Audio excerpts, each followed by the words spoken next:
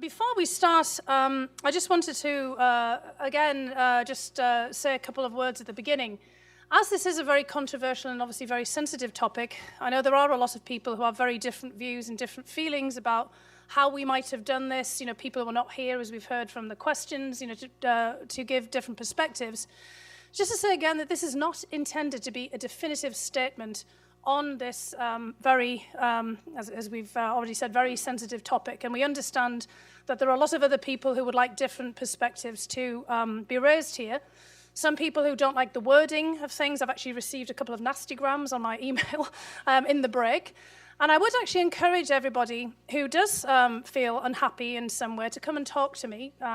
One of my emails was a bit anonymous, although I think I can probably figure out who it was from. But anyway, I would very much encourage people in the spirit of the debate that we are here today, that if you have an issue that you would like to raise, please do come and raise it with me directly. I'm not a fearsome person, as I think you can tell here, and we'll have a very polite, because I'm British, you know, civil response outside. I know the British makes my accent sometimes a little bit difficult to contend with, but in any case, in the break or at the end of the meeting, I'd be really very interested to hear your perspectives and some other thoughts on, you know, more things that we might be able to do in terms of furthering the debate. So feel free to send me an email, but please also come and talk to me if you would like to afterwards. I'm now going to hand over to another distinguished panel and to my colleague Kemal Kirishi, who will frame this next panel. And thank you, all of you, for staying with us. And again, we hope you enjoyed the lunch. Thank you so much.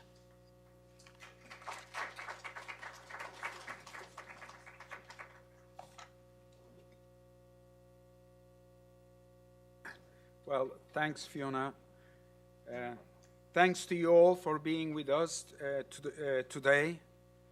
Fiona, on a number of occasions, has underlined the sensitive nature of the topic, but I just got round to checking my email, and I must say there are no nasty emails as far as I go, and I have to say that I have greatly enjoyed the first panel and learned extensively from it, and I thought the questions were very, very good and did not have any element of anger in them. In any event, I'm Kemal Kirişçi, the Senior Fellow and the Director of the Turkey Project at the Center on the United States and Europe. By now, you have found out Fiona is my boss, and I greatly enjoy working under her. And if anything goes wrong, you can blame her rather than me. Welcome to the panel that will focus on contemporary times as opposed to history, but look at the way in which the events from 1915 have shaped modern Turkish-Armenian relations and how they have also played a role in other conflicts in the Caucasus.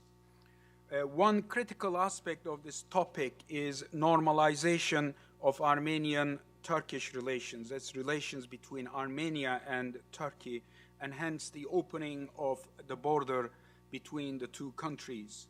A border that was closed by Turkey in response to Armenia's military actions during another conflict in the Caucasus over Nagorno-Karabakh.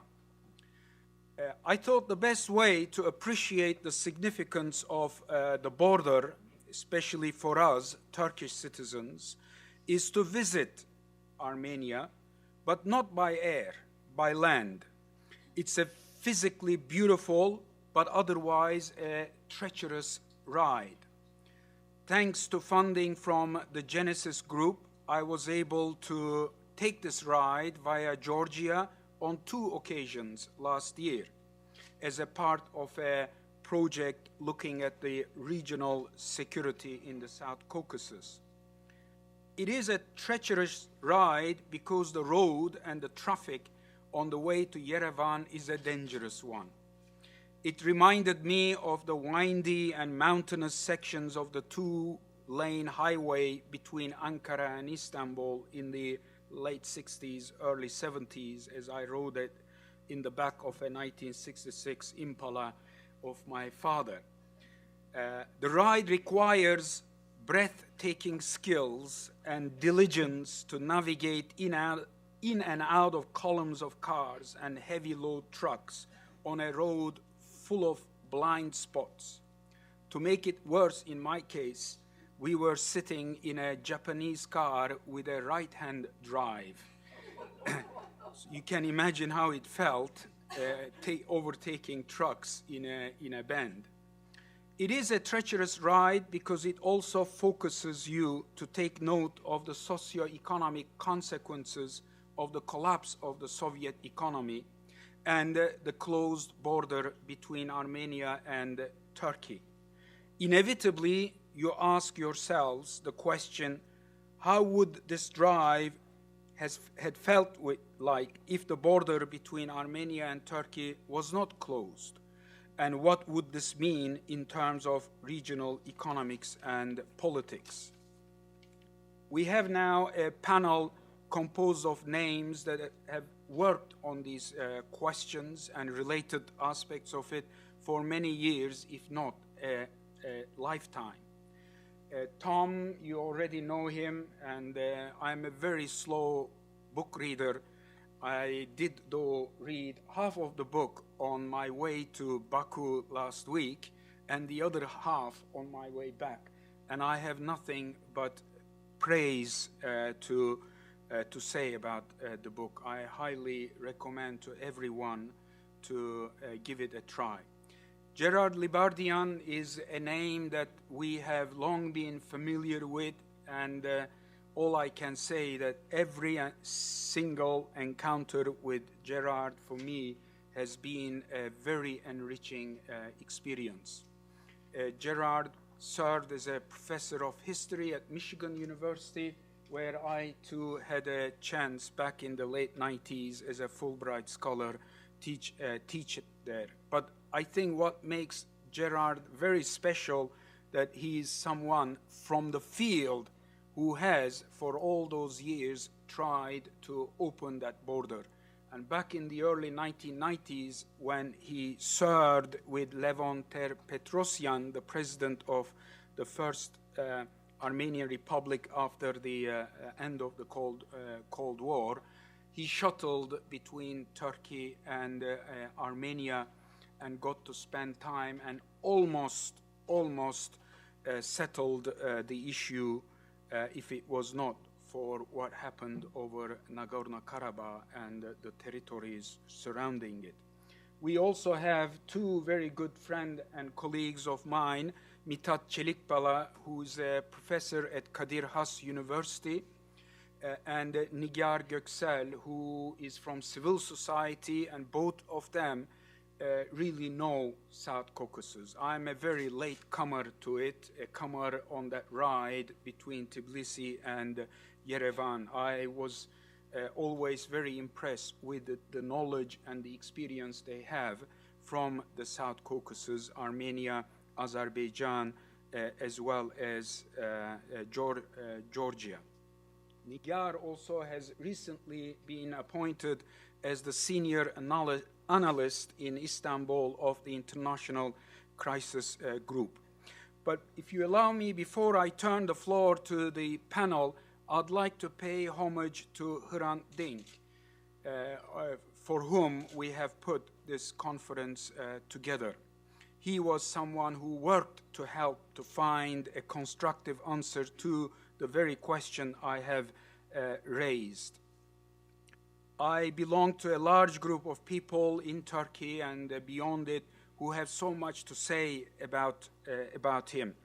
But let me just recall the quote from Fiona's opening remarks that personally touched me deeply, and I think impacted me as I listened to him at that infamous conference in 2005 at Bilgi University. Come, let us first understand each other, and come, let us first respect each other's pain. I think it was those lines that set me and many of my friends and colleagues on that journey to do with what fell upon the Armenians in 1915. As far as the question at hand goes, I'd like to draw your attention to a very short book by him.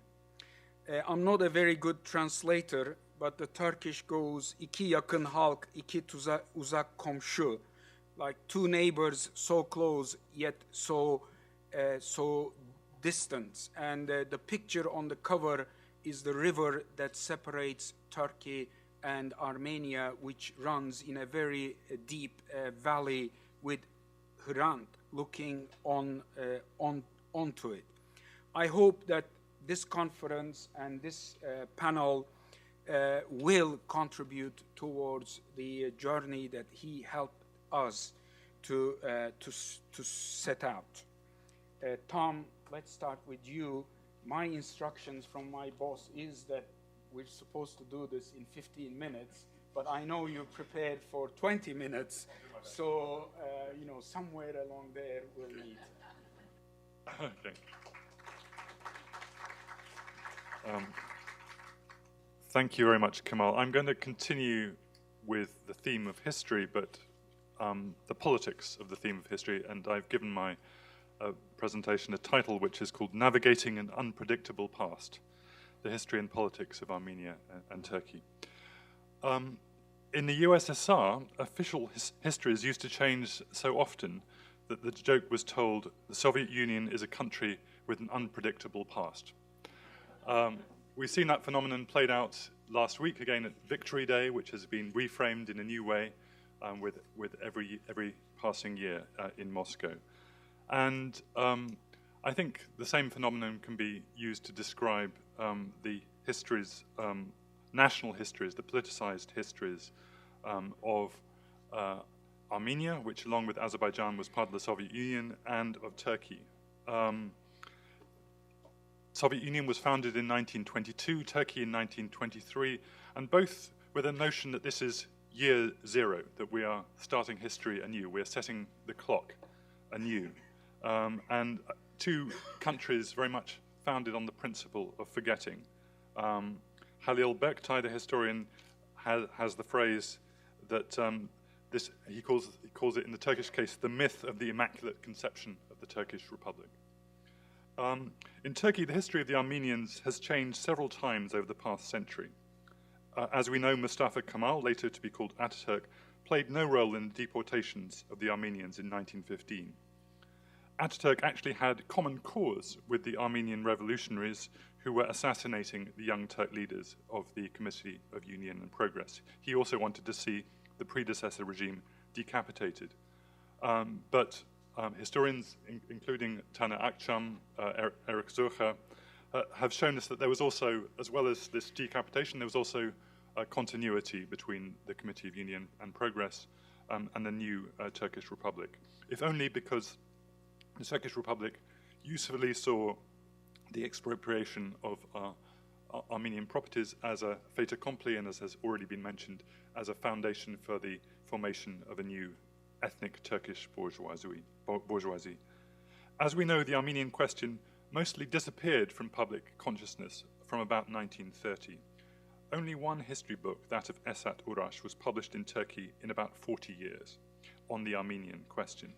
And when the Armenian question returned to public discourse in Turkey, it was as a result, in a direct response to the wave of Armenian terrorism sponsored by two Beirut Armenian terrorist groups, Asala and the Justice Commandos, in the 1970s, targeting Turkish diplomats for assassination. Often, the newly self-appointed historians of the Armenian question in response to that were actually diplomats, were actually the colleagues of people whose colleagues had been assassinated.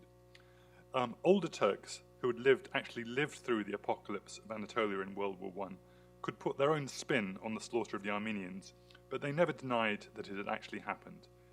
Read the memoirs of Cemal Pasha to get a flavor of how he puts a spin on the massacres but does not deny that they happened.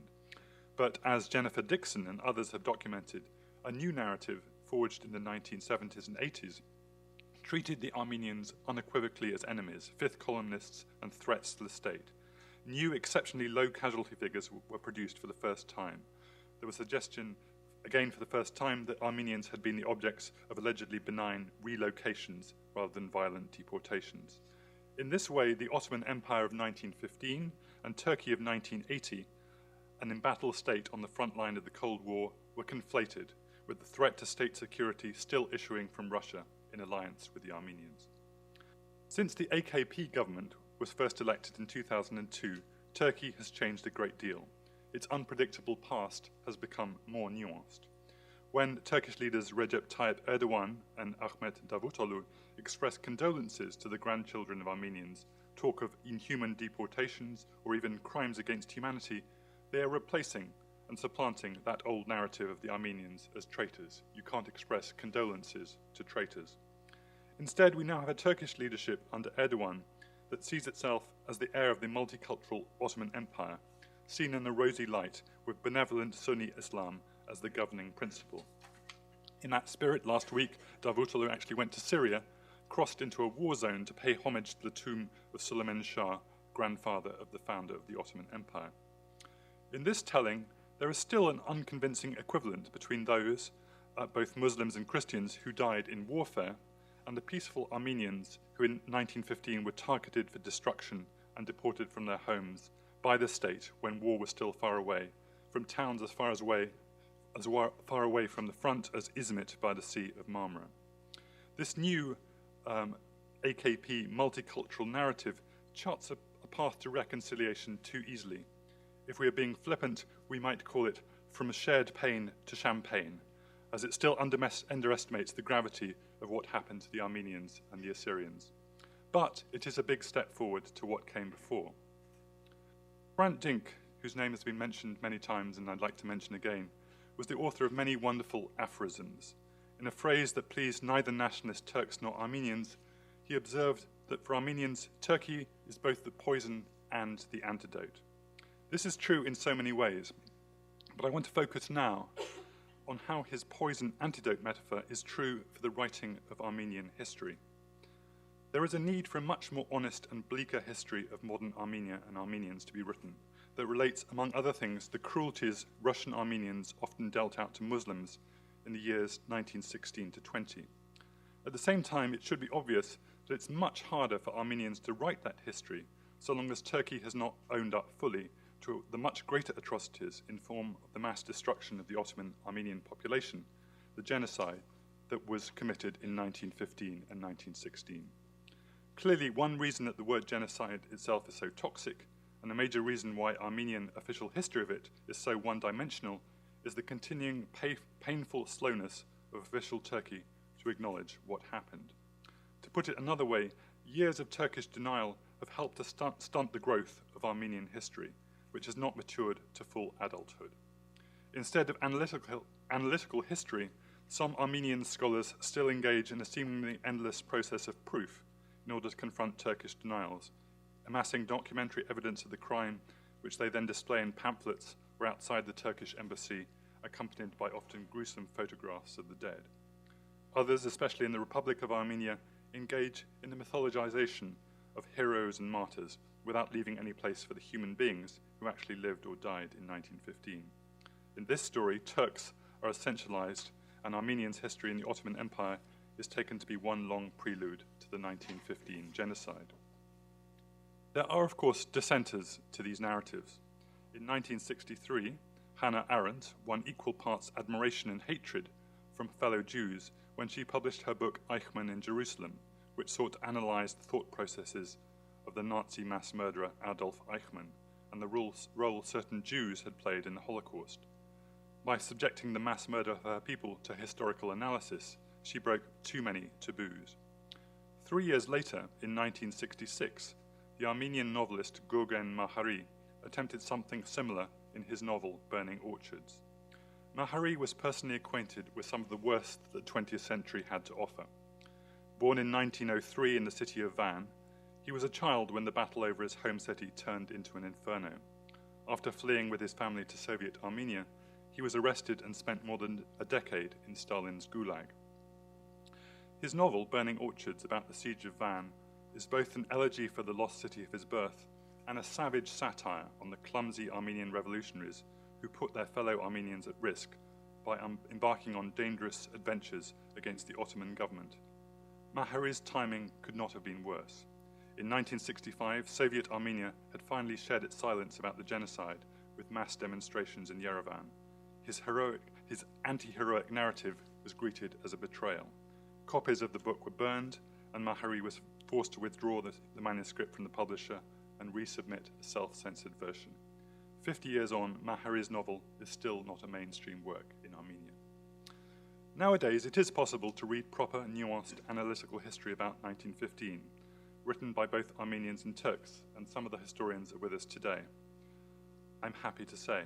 In the academic literature, we can now read about the multifaceted lives of Armenians in the Ottoman Empire, their interactions with their Muslim neighbors. Scholars at the University of Michigan are recreating the story of Armeno-Turkish, the extraordinary Ottoman language written in the Armenian script, in which the first Ottoman novel was written in the 1860s. Most of that history is sponsored by American or European academic institutions.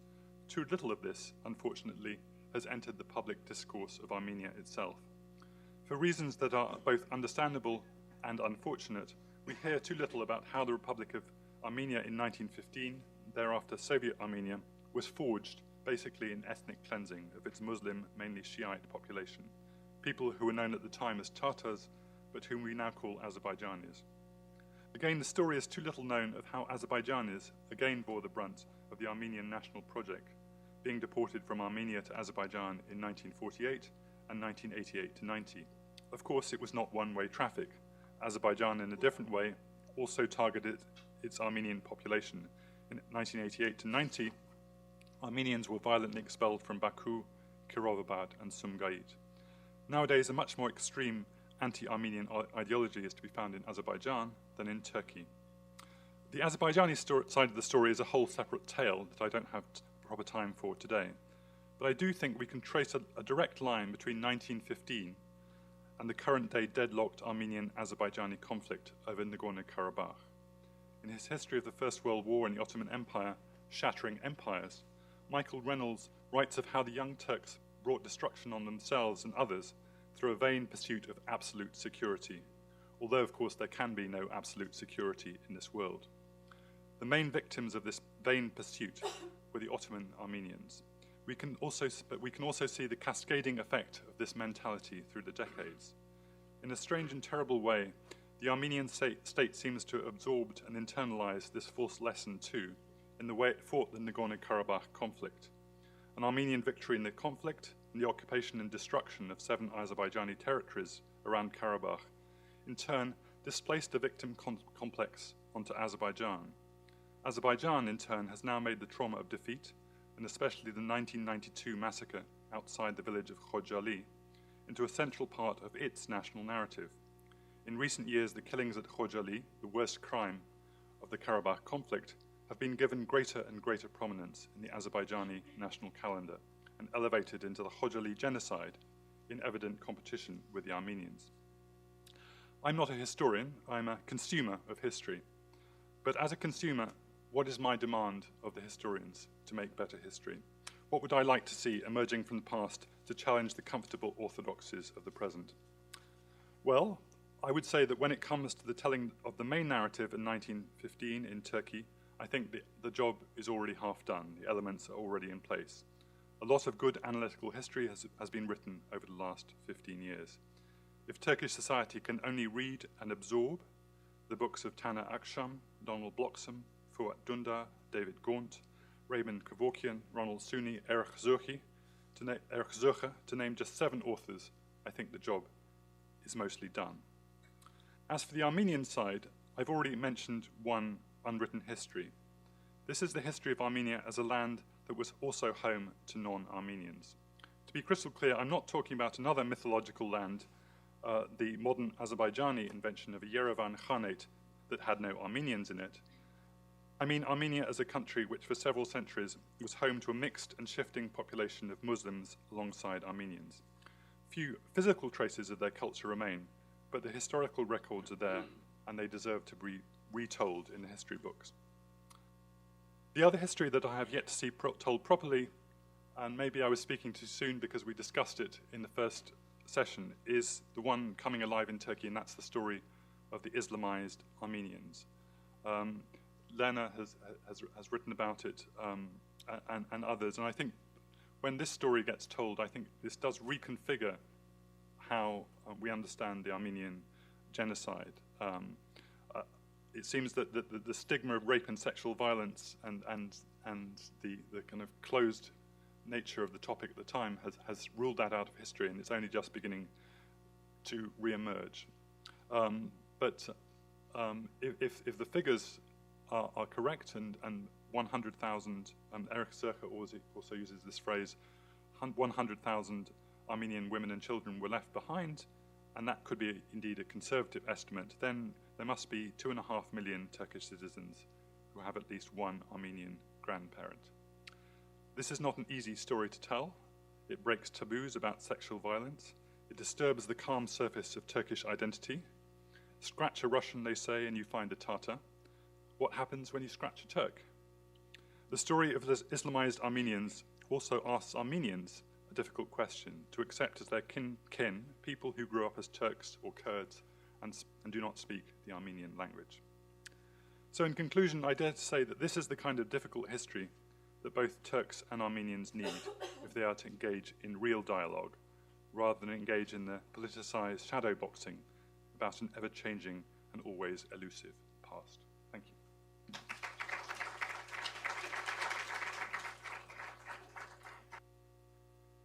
Many thanks, Tom. That was a really nice tour d'horizon, but also reminded me, and hopefully you, that the border is not just about the actual physical border there.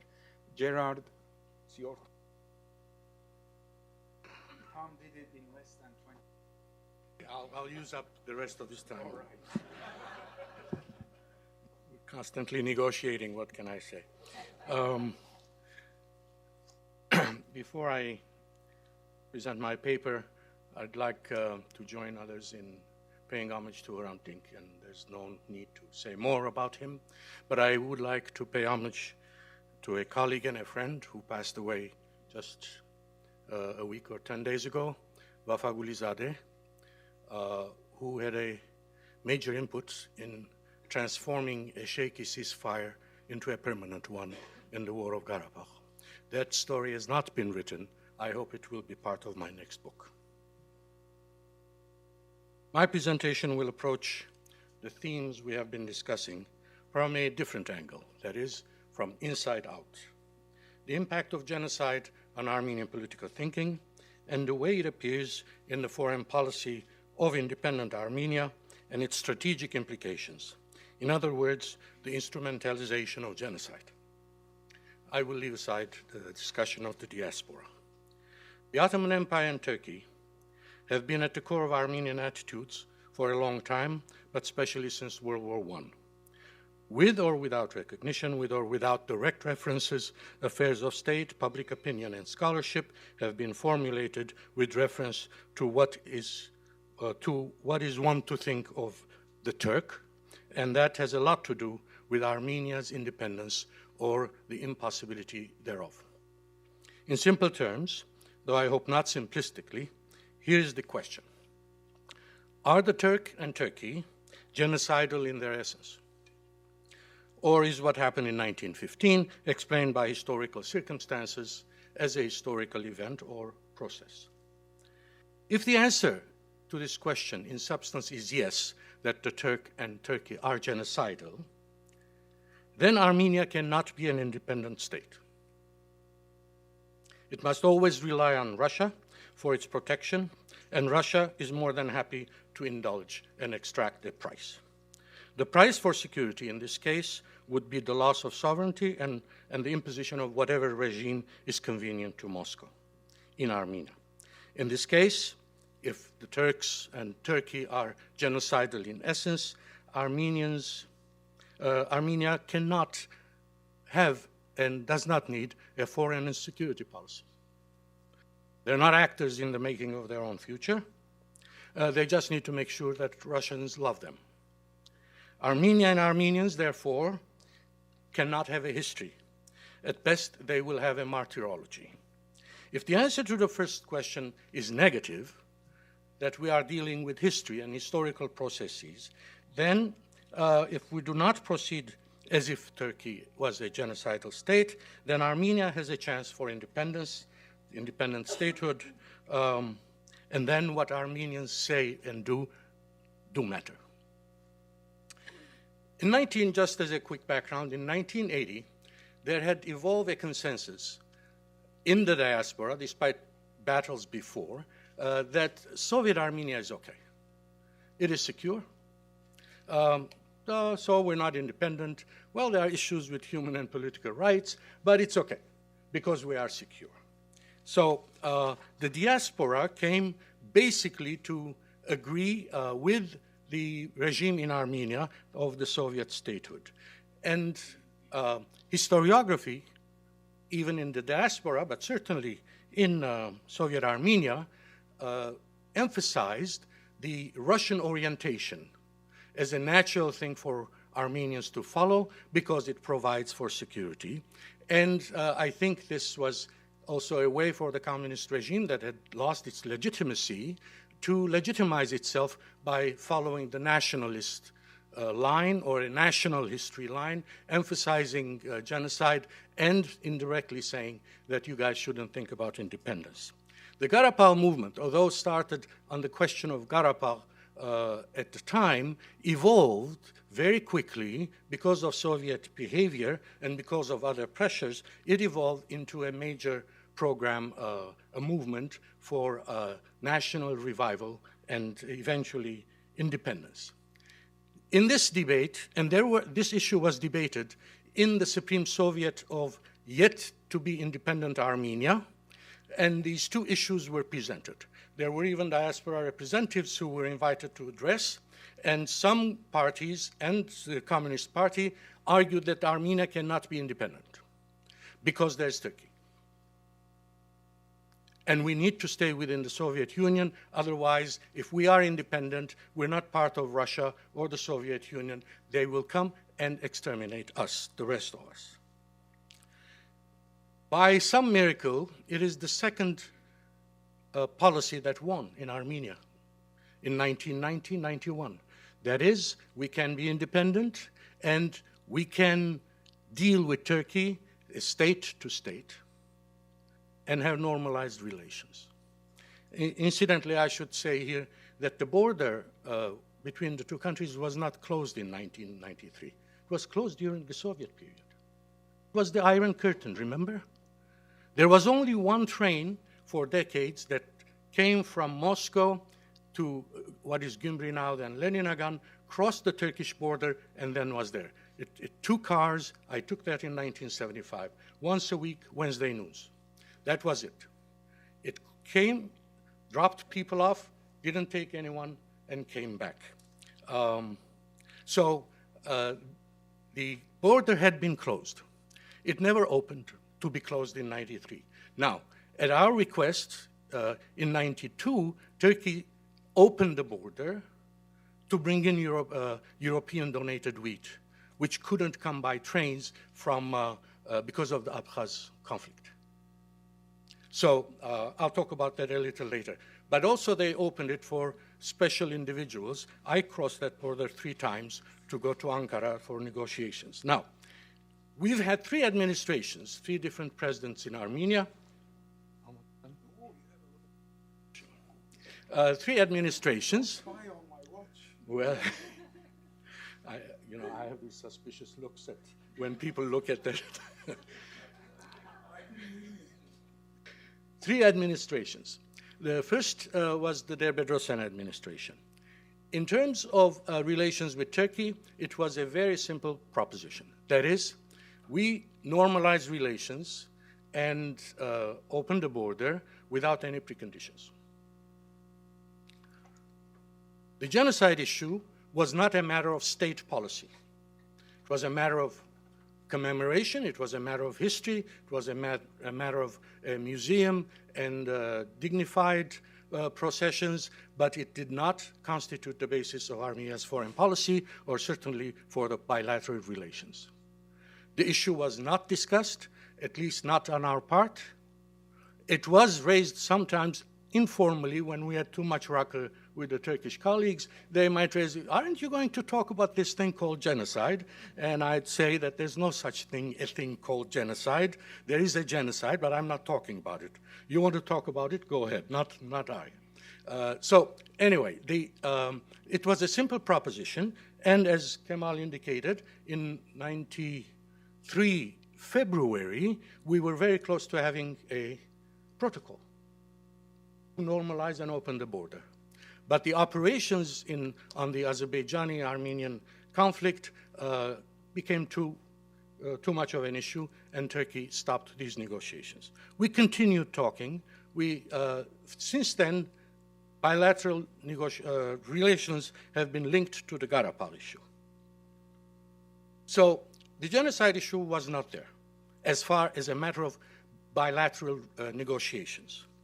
In the second administration under Kocharyan, it became part of public discourse by the president himself and by others in the Armenian government. And this was not because there was too much significance given to genocide in and by itself, not on the part of Kocharyan, although the argument had been continuing against the first administration that the denial or non-recognition of genocide by Turkey is a matter of national security. That means Turkey will do it again. So it was perceived not only as a matter of what had happened in the past, but as current imminent danger and possible future policy on the part of Turkey. Kocharyan didn't care about that argument. Kocharyan wanted the border open. What he cared about was, look, Turkey has linked Karabakh as a precondition, progress or resolution of the Karabakh conflict, precondition for bilateral. Why don't we raise the genocide issue? We'll scare them. We'll get the Turks to be scared, and then they will withdraw. If Armenia goes behind the campaign for recognition, then Turkey will be scared, and they will withdraw their linkage to Karabakh, their precondition. Of course, none of that happened. So the genocide became a bargaining chip with Turkey. The third administration, today's administration, has been the most unpredictable. We know that the protocols were signed. I think Nigar will talk more about that. I will not go into it. And here, in these protocols, there were two issues that were ostensibly resolved without being resolved. One is, do you talk, since Kocharyan and Sargsyan had talked about genocide, the Turks said, well, there must be something about that in the protocol. There was nothing about that in the protocol we had drafted. But because it became part of public discourse, state-level continuation, insistence on talking about genocide, although not still as a precondition, then the protocols in 2009, was it? 2009, had a subcommittee created, or it would be created, to find the truth about history. And everyone assumed we're talking about genocide. And the Karabakh issue was not mentioned, although the principle that the signatories to the protocols do not intervene in the affairs of other states would have been an indirect reference. Now, it's interesting that, having talked to both Armenian and Turkish officials at the time, neither Armenia nor Turkey had any plans for the subcommission. They had no visualization of what a subcommission would look like. Mandate, budget, duration, what questions to be asked, etc. Now, and then since then, when Armenia thought Turkey had already delinked bilateral, then Prime Minister Erdogan said, these will not be implemented until the Karabakh issue is resolved or there's progress in that. And then, since then, things have gotten not in the right direction. There was football diplomacy. I will not go into that. And then suddenly, in September, On September 3 last year, President Sargsyan of Armenia in Moscow basically declared that Armenia would join the Eurasian Economic Union, which means scrapping 4 years of negotiations with Europe as an associated state. Then came last month or 2 months ago, the Pan-Armenian, so-called Pan-Armenian Declaration of the Armenian Commission for the 100th Anniversary Commemoration of the Genocide, which referred to something like historic justice, the Sevres Treaty, Wilsonian borders, and then, you know, that's already a very different ballgame than just recognition of the genocide. And then because that created some problems, Serge Sargsyan, the president of Armenia, said Armenia has never had territorial claims. Although for many of the signatories, they declared they considered that commission statement chaired by the same president as the basis for demands. And more recently, the Parliament of Armenia referred to that positively, to that same Pan-Armenian Declaration. Then Serge Sargsyan said, you know, we can do without that border. It's not essential to us, the opening of the border. We can survive. Now, there are items in the past 20 years that have, and before, that have complicated this situation. One is the Sumgait issue in 1998, end of February, 1988, February, the pogroms against Armenians in the city of Sumgait near. And that is significant for a couple of reasons. One, Armenians, especially in Karabakh, refer to Azerbaijanis as Turks. There's an equation there, that these two are not that different. And there are many statements on both sides that indicate that they're at least cousins, if not brothers. So the Turk did it. And I know that the reaction from the government in Armenia was, not again, never again. We can't allow this thing to happen. So this was, that is not the government, but the opposition. And this was very important in the evolution of the national movement from strictly a Karabakh matter to a national agenda matter. That is, if we were part of the Soviet Union for security, where was the Soviet Union when our people were being killed in Sumgait?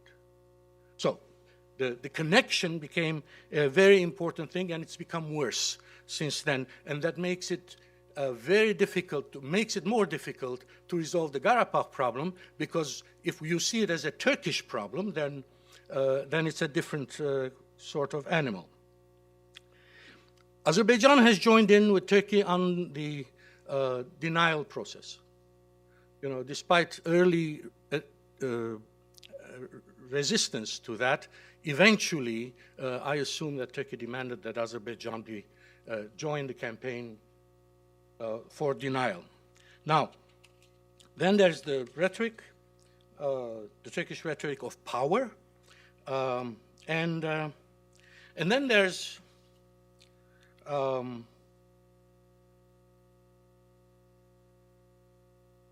the other side. That is, what are the things that have happened to facilitate that may be considered, and that is in 1992-93, Turkey opened its rail lines to supply wheat from Europe, but to supply the wheat, to transport the wheat to Armenia, without which Armenia, in the worst winter of the whole period, might have starved.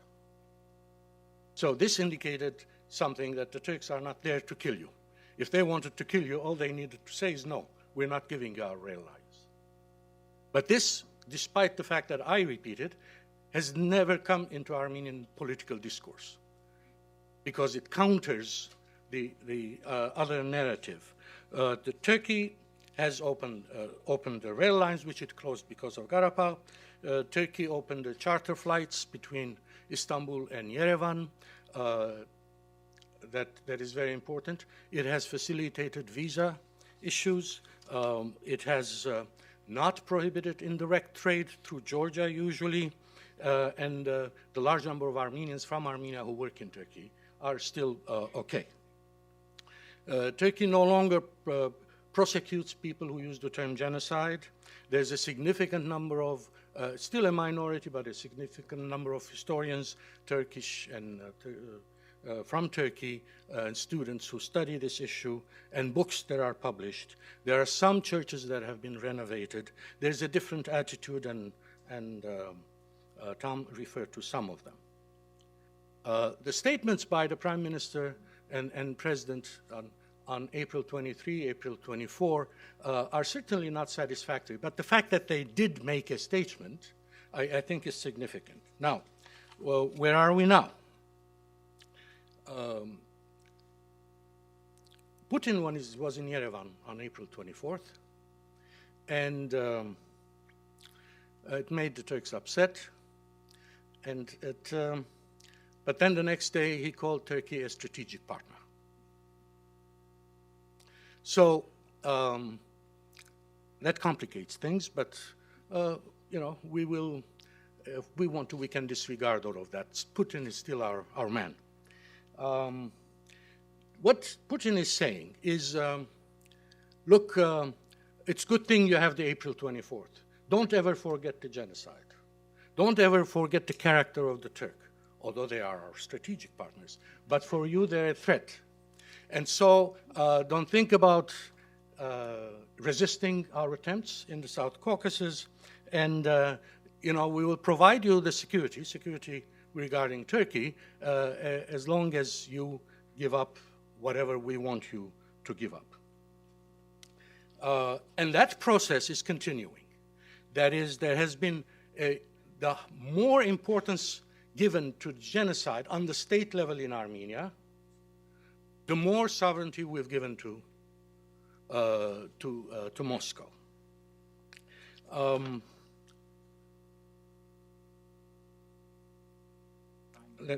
Time's up. Oh, no, it isn't. That's your watch. We don't trust it anyway, right? Well, let me then cut it short, getting to the interesting part. In 1996, April, I think I did my last official visit to Ankara. Mesut Yilmaz was the prime minister. And I had a long meeting with him. And I presented him with the following issue. Armenia is no longer at the stage where we don't have energy, we don't have wheat. We're now thinking of the next 10, 20 years. And we're thinking about long-term security. And we are wondering whether Turkey will be part of the problem of Armenia's security or part of its solution. Because the security, if the threat is from Turkey, then we need Russia. The more threat we create or we imagine, the more we will give in to Russia. But if Turkey is not a security threat or a minor one, then we have more independence. He understood that. But then he was sabotaged by Baku because he wanted to open the border. The next week, he went to Baku to say he wanted to open the border to inform President Aliyev, and that was sabotaged in Baku. Now, where are we now? We don't, the centennial has aggravated dispositions in Ankara on the part of the government. The Armenian discourse has gone mainly on genocide. So many interviews now on the Turkish threat in Yerevan. And we have, at the same time, this issue kind of hiding what is happening in terms of Armenia's sovereignty. Complicating two things. One, the genocide centennial has been used to then ignore what's happening to avoid a serious discussion on relations with Russia and sovereignty. And secondly, it is being used to legitimize a government that is seen largely as illegitimate. If I'm talking about genocide, then I'm a good government. And that has nothing to do with democracy, has nothing to do with human rights. And this is a very dangerous thing. On the Turkish side, there has been a retrenchment. The terms that Tom used are not used in writing, in human treatment. They haven't come out. It was Davutoğlu on a plane that mentioned it, but it is not in their statement in human treatment or whatever. And they have elections too. So my conclusion is that we are in the worst situation we have been in a long time in terms of this issue, and maybe we should stop for a moment, get back, and once the dust settles on the centennial and the elections and are part of future, and then maybe there should be a serious study of what are the points of conjunction, what has happened, are there things on which we agree, what are the things on which we disagree, and what can be the possible solutions, not by government representatives, but by a group of intellectual scholars who know this issue, and to kind of lay the groundwork for the future, which we hope will come. Thank you.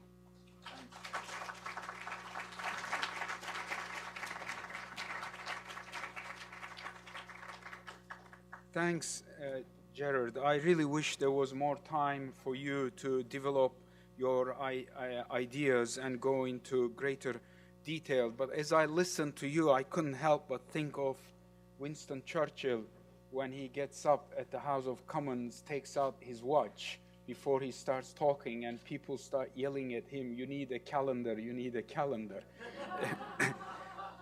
And I hope that calendar will last for long, Gerald, and there will be many other occasions where we can listen to you publicly as well as privately. Mithat, it's your turn. Mithat has a lot of first-hand experience in the area, and I'm not privy to the details of his talk, but I hope you'll have a chance to respond maybe to the very last questions that Gerard raised.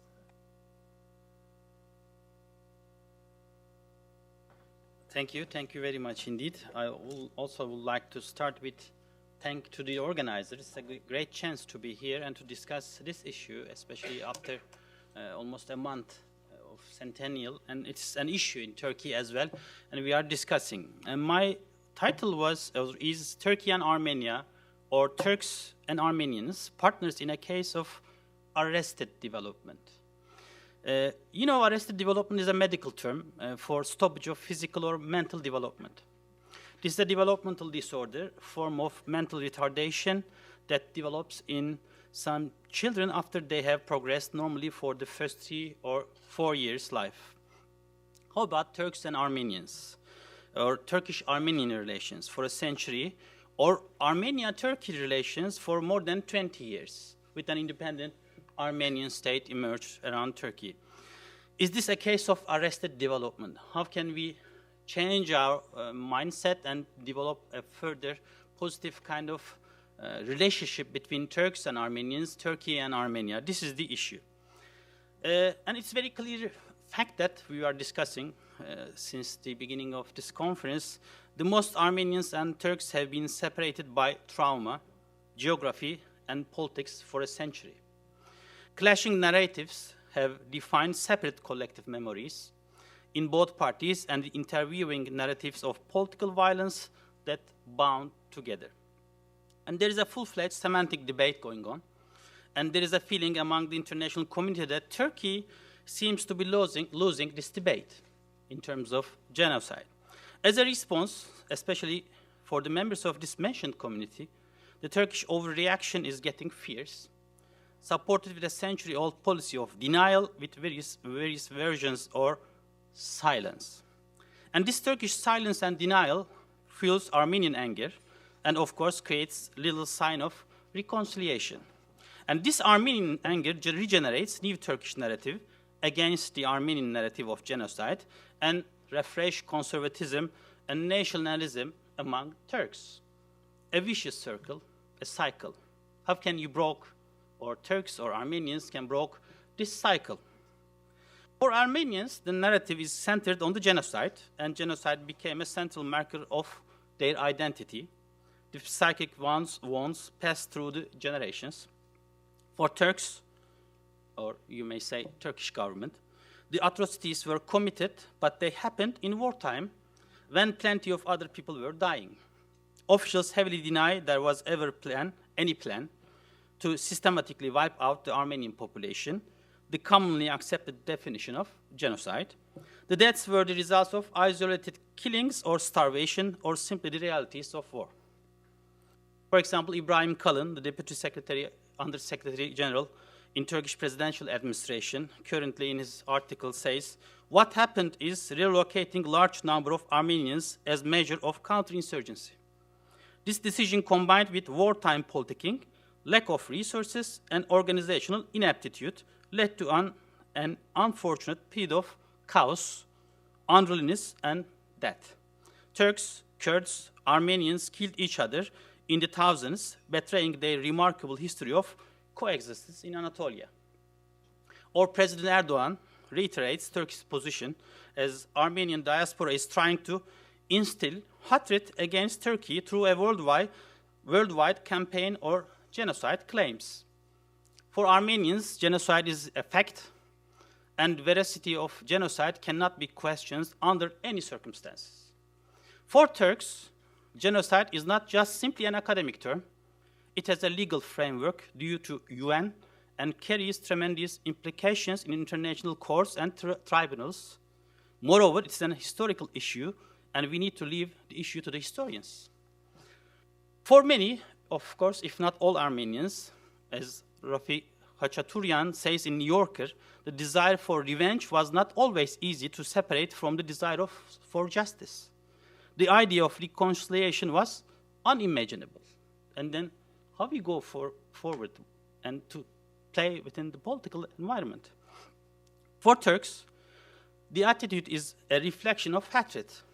The issue is a matter of honor for Turks, as almost all Turkish officials stressed out. Simply, Armenians were traitors and Turks took necessary measures to counter Armenian separatism. Asala and violence terror of 1970s and 80s were the proof of that negative attitude.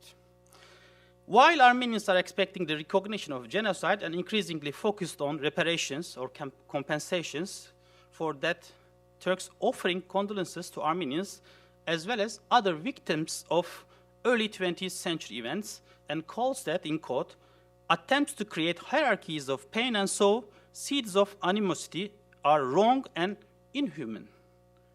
Turks are expecting from the international community to remember all Ottoman citizens, including Turks and other Muslim populations, all together. Then, all these two uncompromising narratives turned out the issue as a heavily challenging political issue. How the reconciliation is possible under those circumstances? And how can the parties face up with contemporary or history and contemporary political realities and will create win-win situation or normalized political relations for all parties? For many analysts on this issue, the genie was out of the bottle and the Turks began discussing the Armenian genocide. The wall of denial began to collapse, and of course this is still not the recognition of genocide, but it is a progress. And a couple of developments last decade, like joint commissions, second and third track, and even multi-track diplomatic initiatives, Hrant Dink's murder, the statements by Erdogan and Davutoğlu, offered a broader space in which to discuss what happened in 1915 within the Turkish society. This is the fact. As a Turkish academician, I can see a change in hearts and minds among the Turks, and there has been a shift in Turkey. This is the case. We have just started to discuss the issue. And the narrative has changed from the so-called genocide or Armenian allegations to the 1915 events, just memory, or the common pain. There are concrete political steps by the presidents, Gül and Erdogan, and of course the Prime Minister Davutoğlu. There are some letters, visits, and diplomacy. And it seems that this is turning a sort of tradition in Turkish politics. These are good signs. And there are some the return of confiscated properties, restoring and opening some churches, holding a ceremony at the Armenian Patriarchate, conferences and commemorations, all those published books, and there are some couple of Armenian candidates for the upcoming elections as well. These are the steps that we have to mention. Are these steps historic concessions by and for a Turkish leader? This is a question. Or are these steps for making reality obscure? Or the sincere steps taken to look forward in order to construct more bright future to all parties? This is a discussion. It depends on the parties, and they take the issue and make some comments. For example, for Armenians, Erdogan, in his letter to acknowledge Armenian suffering under the Ottoman Empire, when he offered condolences in April 2014, did not an apology. He offered a perplexing statement, sympathetic in tone, but it is in substance still consistent with the official denial. He has spoken of his sorrow for the Armenians while continuing to deny the genocide. Is that true? And most of the time we are discussing how Armenians feel before and after each and every April, last 2 decades most probably, but not Turks or Turkish public opinion. And this is a case, and it affects Turkish public opinion. And as an officially, you just write those commemorations, opening letters, and you are not sincere. This is not an official position. And then how the politically Turks can play? And this is the question. Last couple of years, we are asking to each other, and the government as well. And for Turks, from that point, Armenians are stuck with that history and losing the chance to look common future, and through internationalizing the genocide issue, alienating Turkey. This internationalization policy, supported with genocide bills by different parliaments, and the statements by several religious and political leaders pursuing Turkey to be more defensive. These political support for resolutions have come straight out the propagandist information kit, has only aggravated relations between Armenians and Turks and their respective governments. The papal statement or the EU's last resolution, were hostile acts for the Turkish official circles. And for example, Davutoğlu said the Pope was part of an international conspiracy against Turkey. As for the EU resolution, whatever the decision the European Parliament takes on Armenian genocide claims, it will go in one ear and out of the other. Erdogan told New Conference, you remember most probably, and he continues with that, it is out of the question for there to be a shadow called genocide on Turkey. And these are the issues, pushing Turkish decision makers, making some controversial steps and some speeches. On the one hand, you are issuing very positive and responsive letters to share all those pain whatsoever, but on the other hand, you are shifting from all those issues. And in this situation, an Armenian issue plays a sort of role as a Swiss Army knife.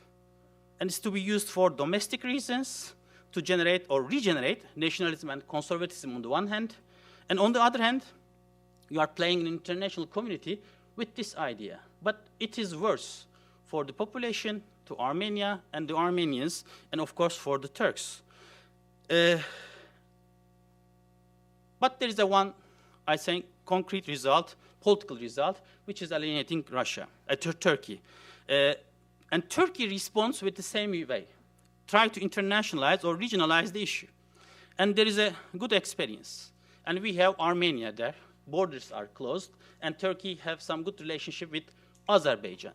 And then afterwards, for example, since 2010, after the protocols collapsed and failed, Turkey started to establish its own Caucasus. With Trabzon Declaration, most probably if you are working on the region, and Turkey is establishing a new line. And you remember in 1990s, we were discussing that there are two competing lines in the Caucasus. One is Russia, Armenia, and Iran, and the other one is Turkey, Georgia, and Azerbaijan, together with the Western actors. But it was a sort of a slang or a wording. But now it is very concrete. Since 2010, Turkey and Azerbaijan signed an international agreement, a strategic partnership agreement. Then afterwards, they declared Trabzon Declaration. And since then, we have very concrete results. And there is a new kind of region. And in this region, Turkey, Azerbaijan, and Georgia cooperating on different aspects, from communication, transportation, energy links, and try to link themselves to the West, to the EU. And this is a political processes. And in front of us, we have another line, and Gerard mentioned, Russia is so active. We are not discussing the role of Russia, and now Armenia is getting more close and moving towards Russia as a Eurasian partner country, alienating itself. And it works. And this leaves Armenia aside, and Armenia is excluded from all those projects. If we continue with this attitude, most probably within 5 to 10 years' time, you will face with different caucuses. And this is the end result of internationalizing the issue. If the parties do not get together and discuss and try to develop a new perspective for themselves, it is going to be the end result. And I agree that we are in a worse situation in the region just because of all those developments. And how can we move forward? For example, Sarkisyan, in his interview published in Turkish daily Hürriyet, maybe 2 weeks ago, he said that with 2015, our struggle does not end, it will just enter a more mature phase. Our struggle has just started, and it will be more coordinated and purposeful in the upcoming years. And be sure, politically, this is so for Turkey. And this is the reason why Turkey is establishing a new political environment in the Caucasus. And Nagorno-Karabakh and other issues, when the public opinion in Turkey read those kind of statements, they remember other stories. If you remember a couple of years ago, Sarkisyan, Armenians, we achieved our mission. And this is the new generation's responsibility to achieve the other purposes, to have the Western Armenia. And this is creating a negative environment and atmosphere, and people getting distant from each other. Now, this is a worst situation ever because we mixed each and every issue, and all those issues are interrelated, mixed now. Many parties are involving, for example, recognition of genocide, Nagorno-Karabakh issue, opening borders, or the normalization, territorial integrity of all those countries, or to respect those borders. These are all interlinked, and it's almost impossible. And now, it's not only Turkey and Armenia now. We have Azerbaijan, we have Georgia, we have US, we have Russia, and all those actors are involving in this issue. That makes everything more complicated. Most probably, this is for this reason that it's not easy to solve it. And now, issue turned out to be zero-sum game, 100%. A gain for one party means a loss for the other. We lost the gray area. Therefore, I don't see a sort of progress from this point on, and all those maximalist demands makes everything more complicated. Now, all those parties, we need to give some insight, and we have to listen all of them. Diaspora, Armenia, and Turkey. What about Azerbaijan, or the US and the EU?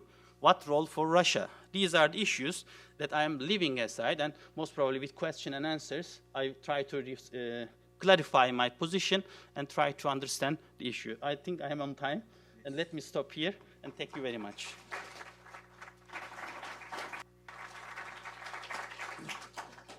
Thanks, Mithat, for reminding us about the complexities that are facing us.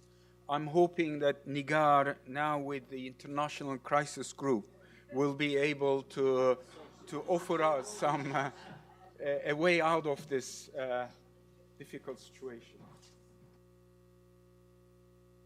Thank you very much. I actually just joined the International Crisis Group 15th of April, so I'm going to be speaking more on the basis of the work that I did before that, starting from the late 1990s.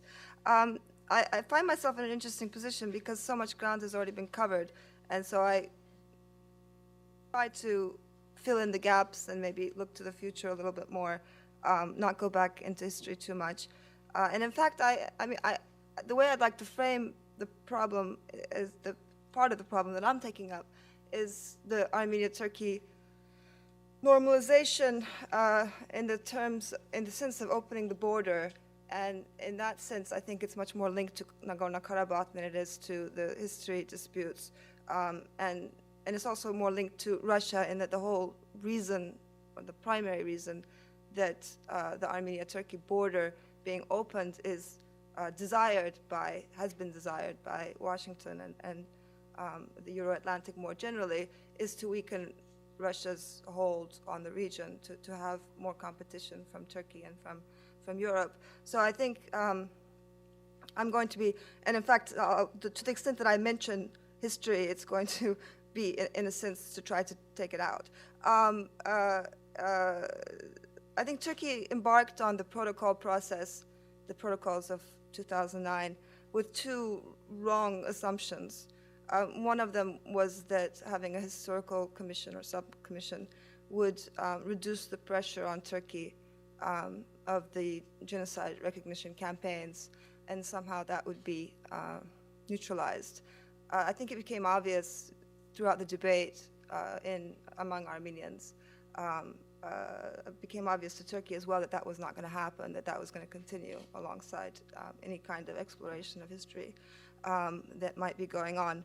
A second wrong assumption that I think Turkey went into this process with was an assumption that the Karabakh process, the Karabakh resolution process, was on the brink of being finalized, and that if Turkey could time the opening of the Turkey-Armenia border alongside the solution on the Karabakh front, in a way Turkey would reap the benefits. Turkey would be the fixer and get credit for that. Of course, I mean, I think it's a wrong assumption because it totally backfired, and that to the extent that Armenia and Azerbaijan may have been close, I think it's made it more difficult for the two to come to agreement. And at least the Azerbaijani perspective is that that Armenia's position hardened to some extent. And I would also add that I think it made it much harder for President Sarkisyan to both shoulder a history commission that was very unpopular among the Armenian diaspora and in Armenia, and also to try to also be to also be expected to make a compromise, a so-called compromise on the Karabakh front. So bunching these all together, I think, was a mistake in the sense that I don't think the history commission needed to be part of the equation. It wasn't going to serve Turkey's ends, and it actually wasn't even very popular in Turkey. So, pushing it that far was probably not useful because the Turkish nationalists already saw it as a questioning and raising the question of whether it might be genocide. So actually, it didn't really calm the Turkish hardliners' opposition either. I agree with the previous speakers that we find ourselves in a worse situation now than we were previously. And I think the protocol process, the 2009-2010 period, actually made the knot between Armenia, Azerbaijan, and Turkey deeper and tighter. And all three countries are worse off in terms of their ground in the region for numerous reasons that I think I'll try to cover. But I would have hoped that the protocol process and its failure could have put a nail into the coffin of some of the wishful thinkings that existed among these three actors. And I don't see that as having happened, and that the hardliners of all three countries felt vindicated at the end of what happened, that they were right, and what the others, the rest, the pro-normalization people, the pro-Europeanization people, didn't really sit back and recalibrate. They didn't really have a more sober assessment, and this actually goes back to what Gerard Liberidan was saying, that there really hasn't been a reflection to build on what we know is no longer possible, so what is possible. We haven't seen that happen, and I think it's fundamentally important. Essentially, I mean, the wishful thinkings that have been, I think, proven not to be viable are numerous. One of them is that, well, like I mentioned, having a history commission is not going to convince all sides that of the same narrative of history. It's not going. You can't negotiate and expect results with regard to collective memories or whatnot. And Ankara's effort to do so, which has been continuing. Just last week, there was a meeting between Erdogan and historians about how 1915 should be framed. That doesn't look like it's going to lead anywhere useful with regard to this problem. Secondly, I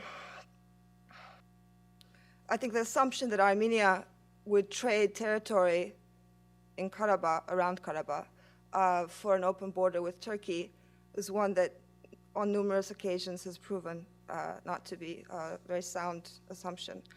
Armenia's wishful thinkings as well, this assumption that Turkey will delink Karabakh from the opening of the border with Armenia, I think is one that is not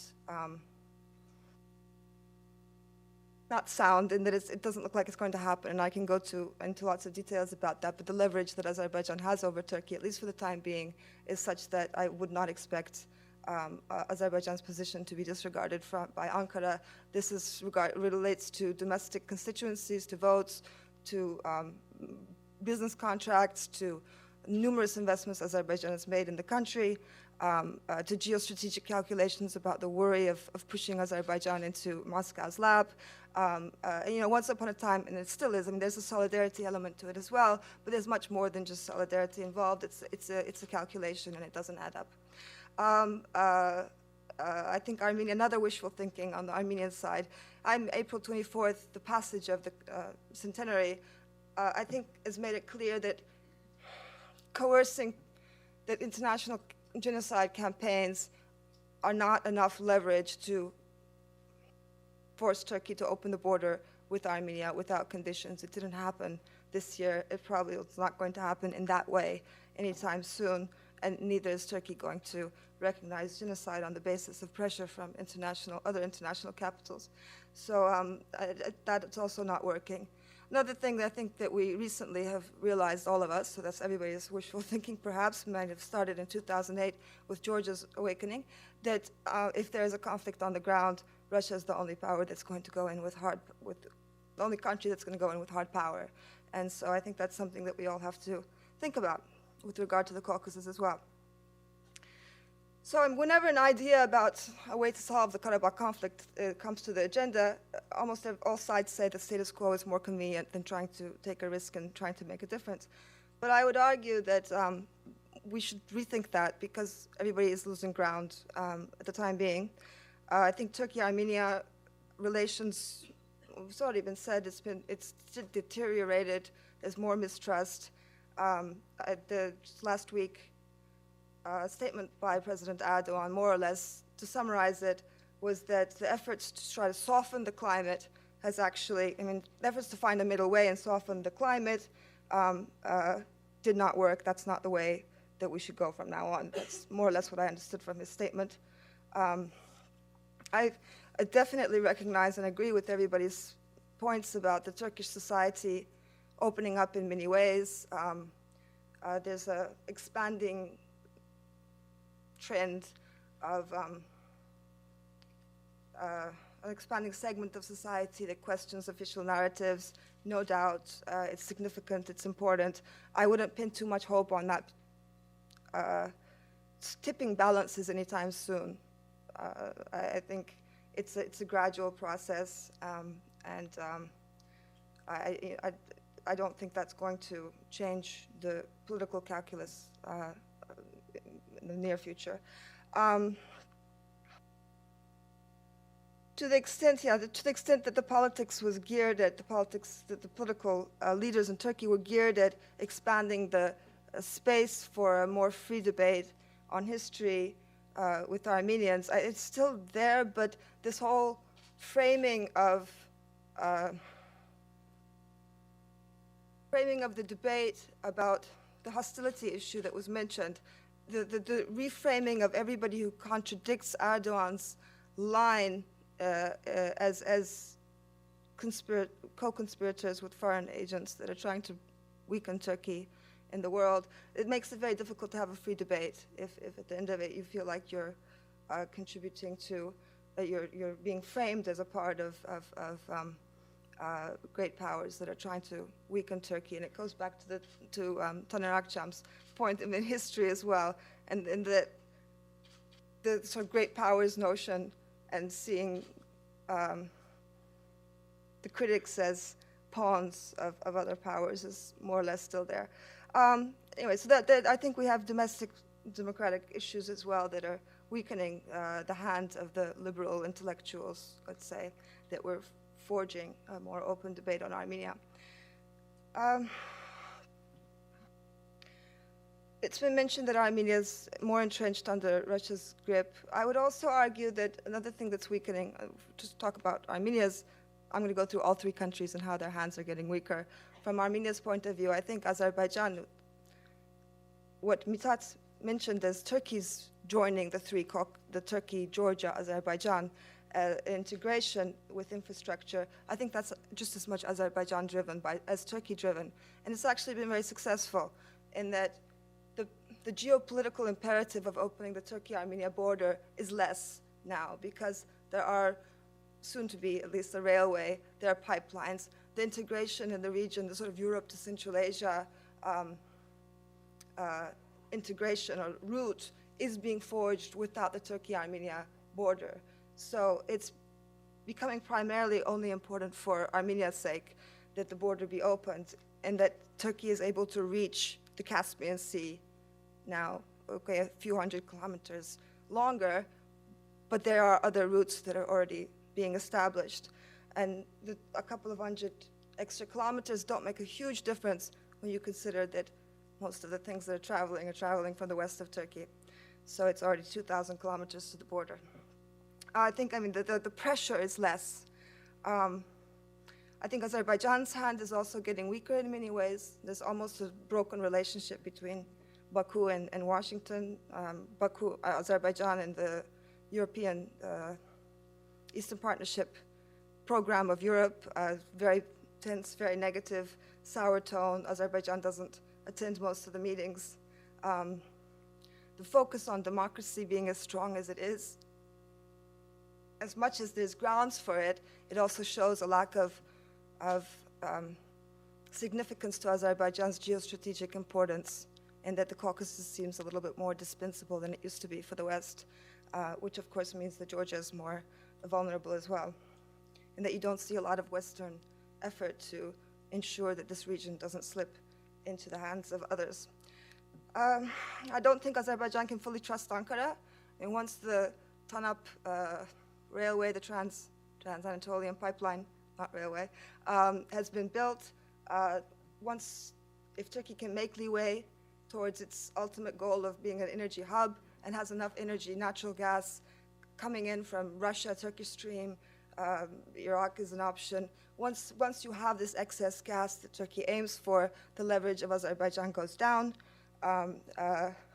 Azerbaijan's ability to keep delivering contracts to Turkish businesses it has a time frame that's not endless. And I think, Azerbaijan has to deal with Russia on many issues that Turkey can't solve. So I think, and to the extent that Ankara gets closer to Moscow, the value of Ankara for Azerbaijan also goes down because Azerbaijan can just deal directly with Russia. It doesn't have to go through Turkey for that. On many regional initiatives, we see Turkish diplomats talking more to Russian diplomats than they are to Azeri diplomats. That's sort of unsettling, I would say, for Azerbaijan as well. Turkey's relations with the West obviously have been deteriorating. Turkey's credibility as a democracy, as an ally to the West, I think has gone down. The West, there's much complaint in the EU that Turkey doesn't align with European policy when it comes to the Caucasus, doesn't use its assets in the Caucasus, be it its Azerbaijan relationship or other, towards European ends. True, Turkey has very little incentive to, though. When you think about it, Turkey is excluded from the decision-making process of European foreign policy making. It also doesn't think that Europe is very successful in what it's doing. So when we combine these two things, there's not a lot of reason for Turkey to try to join forces with Europe to that end.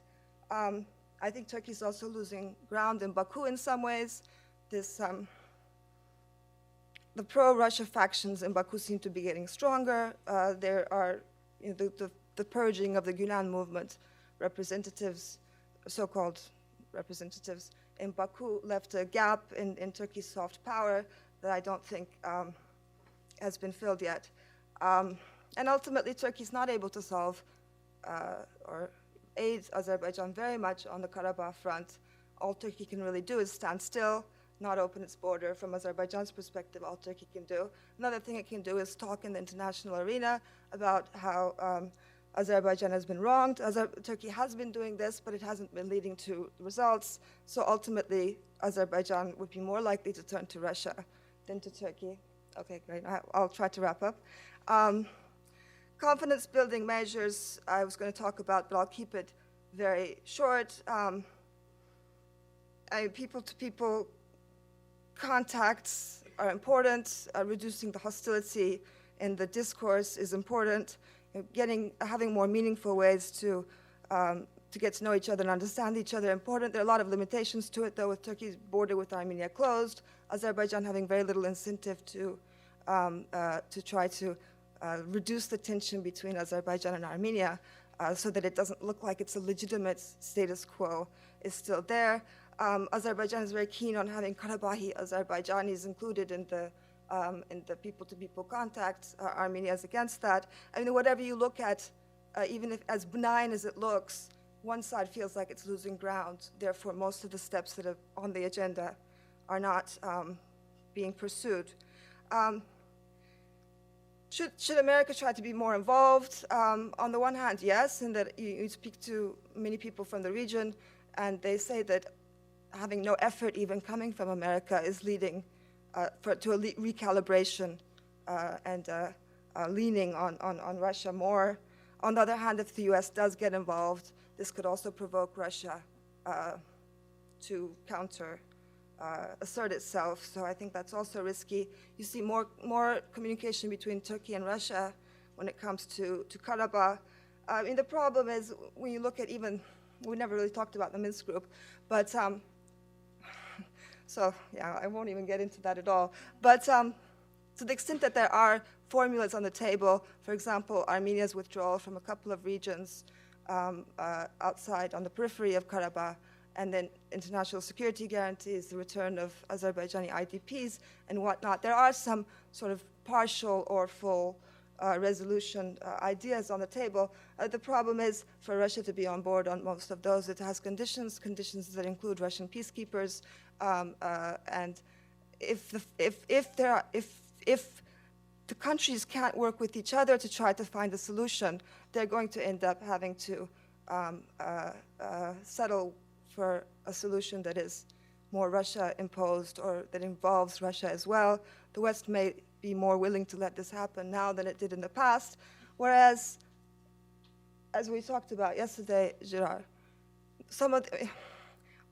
it would be ideal for the two countries, Azerbaijan and Armenia, or three countries, Turkey, to come to a deal with their own resources, with communicating with themselves, as opposed to being forced to almost have as much as they would otherwise, but with also a Russian presence and a Russian imposition that might not be short-term.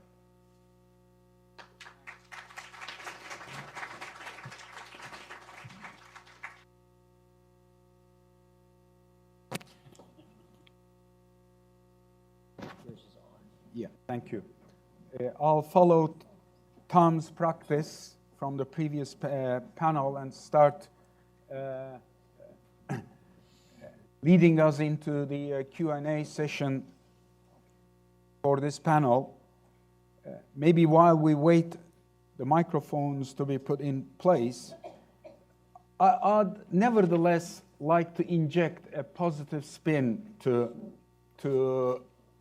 the rather macabre picture that has emerged. I personally, having visited the area twice last year and been back from Baku very recently, I still remain quite impressed that the Turkish and Armenian governments so far continue to allow civil society to interact with each other quite energetically. And there is a trade that continues, and in a very ironic way, while Turkey doesn't have official relations with Armenia, Turkey remains to be one of the major trading partners of Armenia. It's an ironic but also a very important detail there. And through the grapevine, I also continue to hear both from the Turkish side, Armenian side, but also from the Georgian side, that unofficial, official relations continue between the two sides, meaning Armenia and Turkey. I think the critical element here is the position that the Armenian and Turkish governments will take on the future of these relationships. I think as long as they remain in place, these relationships, there is room for improvement there. What I took back with me from our trip to Baku is this Silk Route project. If that Silk Route project, without going into the details, really materializes,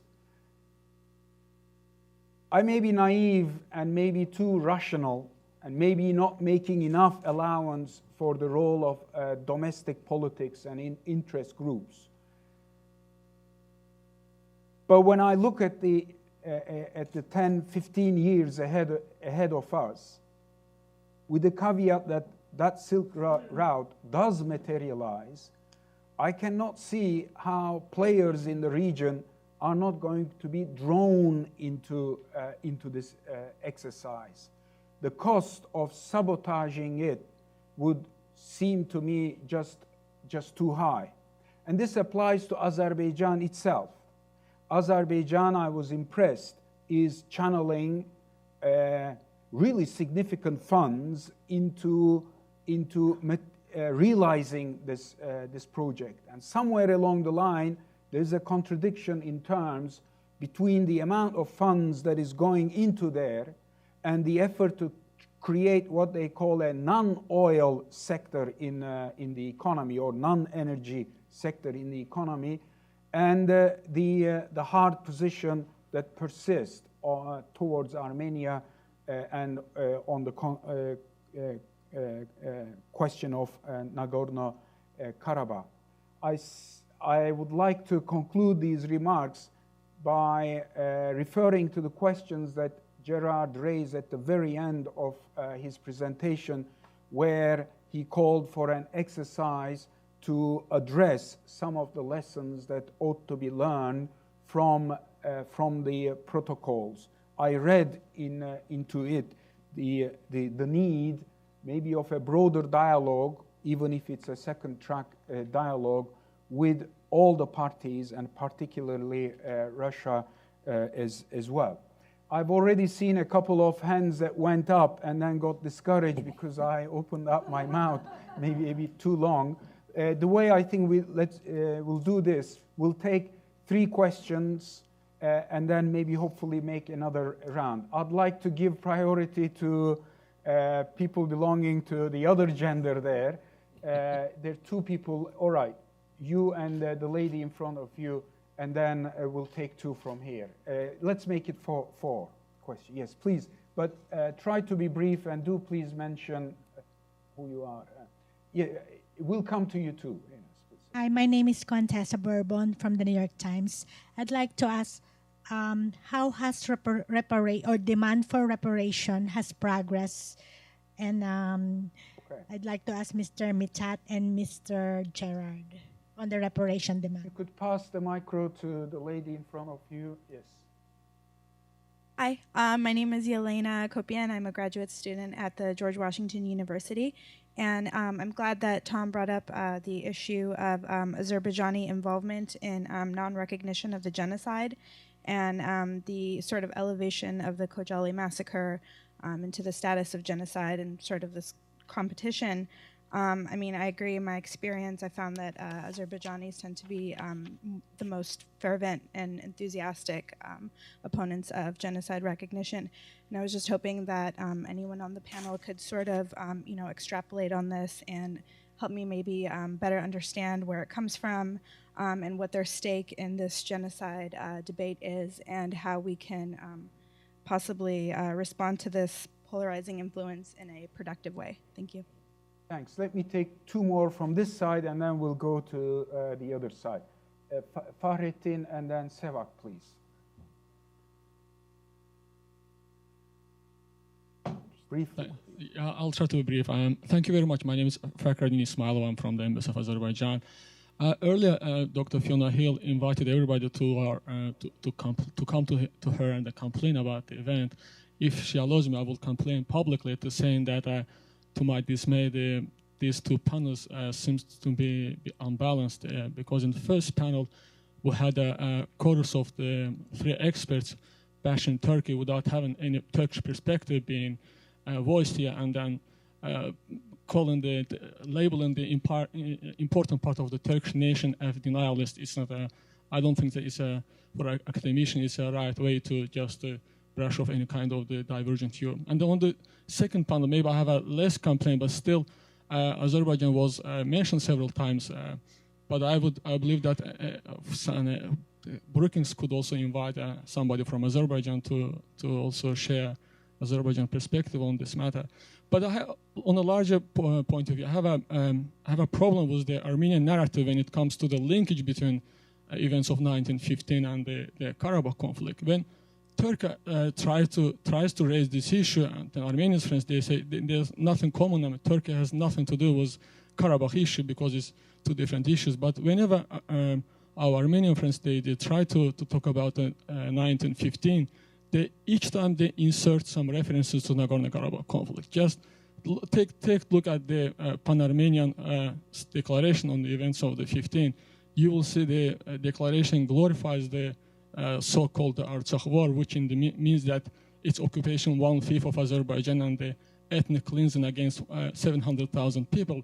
And not just Dr. Liberian mentions Sumgait and short-circuited the event without saying that it happened in the Soviet Union and it happened also with involvement of some other forces that were not interested to have a peaceful coexistence between two minorities on the Soviet period. And another point is the same that on one point Armenians claim to be, and they say they are the descendant of the atrocities in Turkey, and on another way they shy away to talk about the same ethnic cleansing that were committed against Azerbaijan in Karabakh.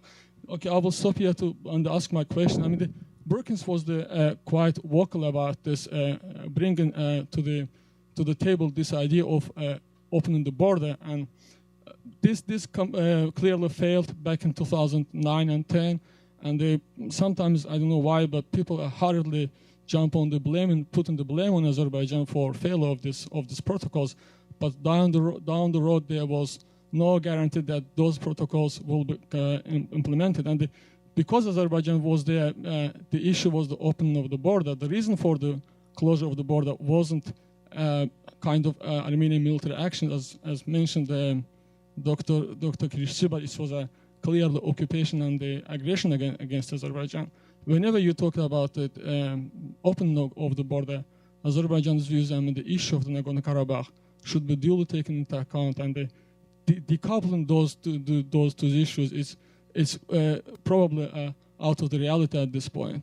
The question is has anything changed on the ground that this new attempts of the opening border would be more successful than those back in 2010? Okay. Thanks, Fahrettin. I hope this way we have made up for some of the unbalanced nature of the conference, Fahrettin. But I can't help but squeeze in also that if the opening of the border was a failure, closing the border so far looks like it has been a failure too. Yes, and then we'll turn to the floor, please. A micro, Caitlin. Thanks a lot.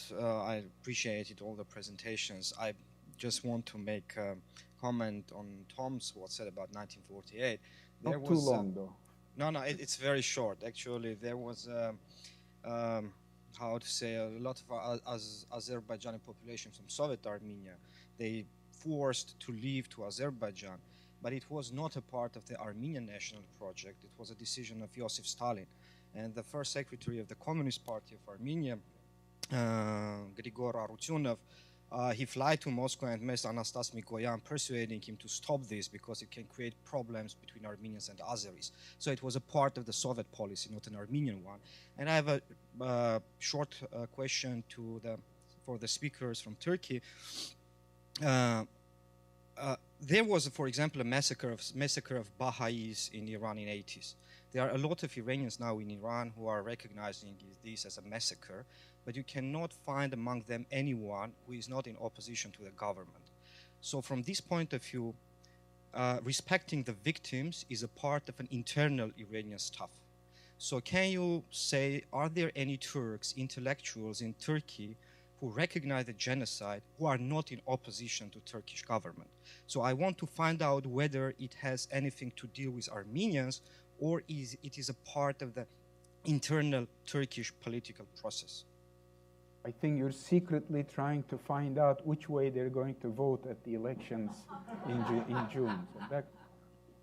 So let's start with Nigar and then we'll follow. So pick up whichever question you feel has been directed to you. I'll touch on all three of them, but I won't answer either three very substantially. I think Azerbaijan being instrumentalized in 1915 is not doing Azerbaijan a favor. I was against it for Azerbaijan's own sake, in that I think it's something that Turkey would like to see happen to strengthen its own, join forces in a sense, because Turkey makes sacrifices for Azerbaijan, in quotation, sacrifices by keeping the border closed. And this is something that Azerbaijan can do in return. It also, of course, it's the same Armenian lobby that, as was mentioned by Fahrettin Bey, that both focuses on genocide recognition and also talks about Karabakh. So there's also sort of a natural partnership that Turkey and Azerbaijan would have against the organized Armenian diaspora. But I think it's. I think it weakens Azerbaijan's hand in a sense that you can be a victim in Karabakh. I think Azerbaijan has a stronger case when it talks about its own issues as opposed to when it takes on Turkey's burdens. Decoupling the two, I agree it's not possible. That's partially what my speech was based on. I don't think it's possible now. And I think it's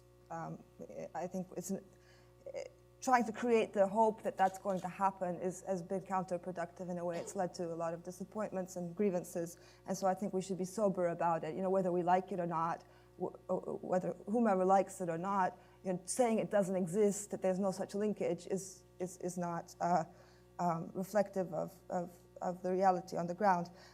It might not be on a piece of paper, but it is connected in Turkey's politics, so it's connected. Is there anybody's? Yes, I know. So I know that essentially, I think it started off the genocide recognition.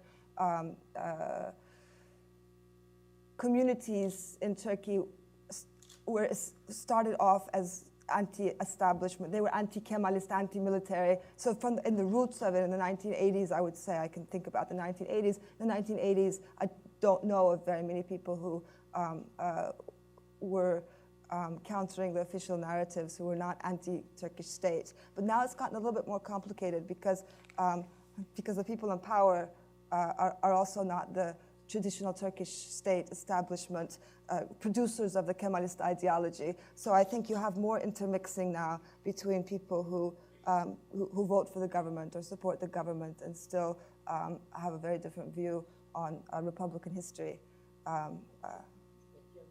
Etienne March, I was going to mention him, but then because of his Armenian origin, it wasn't a very good example. Yes, I know, but I felt like it might weaken my point. He was briefly. Hocam, couple of points. For example, first of all, for the protocols. You are right, Azerbaijan, we failed in protocols. Azerbaijan may be a part of these processes, but it is not only the Azerbaijan. It's a big mistake to blame Azerbaijan on this failure of the protocols. We have to take and we have to look at the historical processes. And in 2008 and 2009, it was just after Russian-Georgian war. And this war ruins everything that Turkey invested in Georgia. It was just stopped Turkey's passage to Azerbaijan and Central Asia. And no one knows in Turkey what the Russians move forward. And it's a dangerous issue. And then afterwards, most probably there are some couple of signs from the Western countries or partners of Turkey that those parties gonna offer some solution to Nagorno-Karabakh issue. If the Nagorno sort of solution or some goodwill emerges within those parties, and if it is a possibility to reach out, then it will be nice or wise to sign a protocol and normalize relations between Azerbaijan and between Turkey and Armenia, which is a spillover effect of the normalization of Azerbaijan and Armenia as well. But in a couple of months, we failed.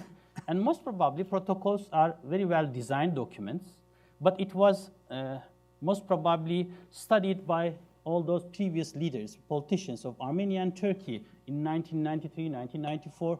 It is a sort of collection of memories and experiences. But there was no public opinion in Turkey.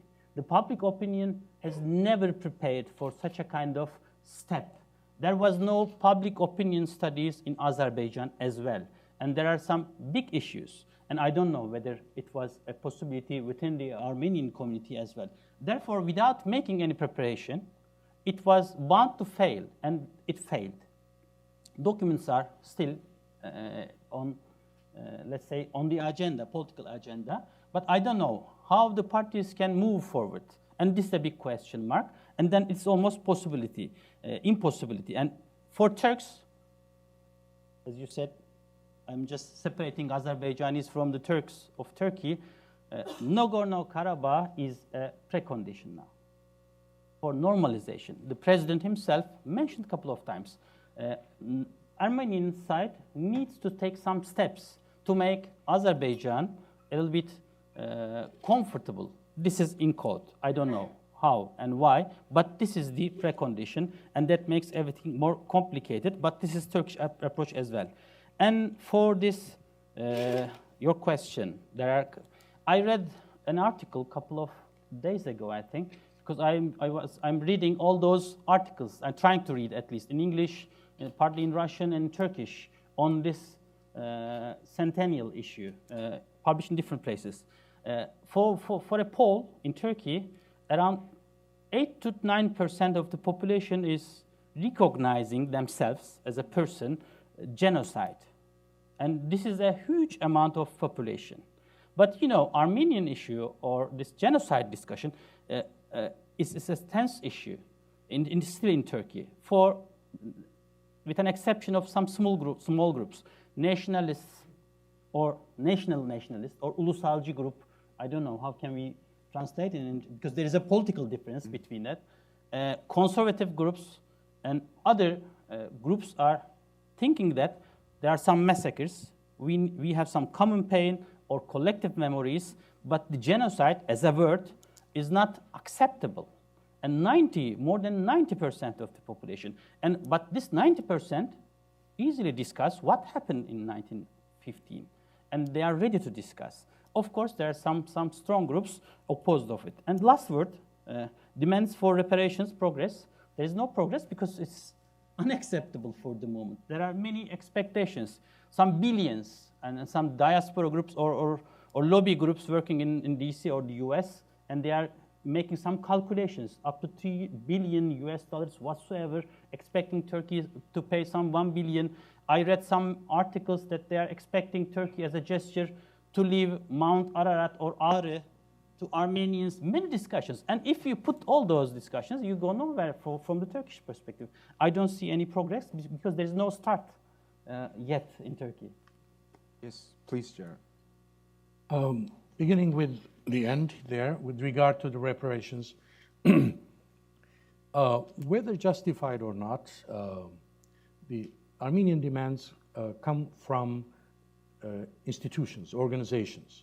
They haven't come from the government of Armenia. As I mentioned, Serge Sargsyan stated that no president, no government of Armenia has ever presented any claims, certainly not territorial ones. That would be the most radical. So there are political parties that have, and as I mentioned, the Pan-Armenian Declaration has references to such possibilities. But there's a contradiction which existed since the genocide recognition issue became the primary item on the agenda of the diaspora, beginning in the late 60s, 70s. And the contradiction is this, and this is done by the three Armenian political parties. The recognition of the genocide is the first step on the basis of which we will make territorial and other demands. And this is a self-defeating proposition. Again, it may be just, it may be fair to demand something, but the question is, there's no way Turkey will recognize the genocide if the consequence of that is now fighting for territory and its territory. This is very simple, and this I said in 1992, and people didn't like it when I started working in Armenia. But then many people don't like a lot of what I say. Now, so that's the reparations. Now, on the issue of the balance of this conference, I think the conference has a specific core issue. And these core issues related to a number of issues. There is no obligation to invite everyone about whom we speak. We should be inviting the Russians, maybe, the Iranians, the Assyrians, the Assyrians.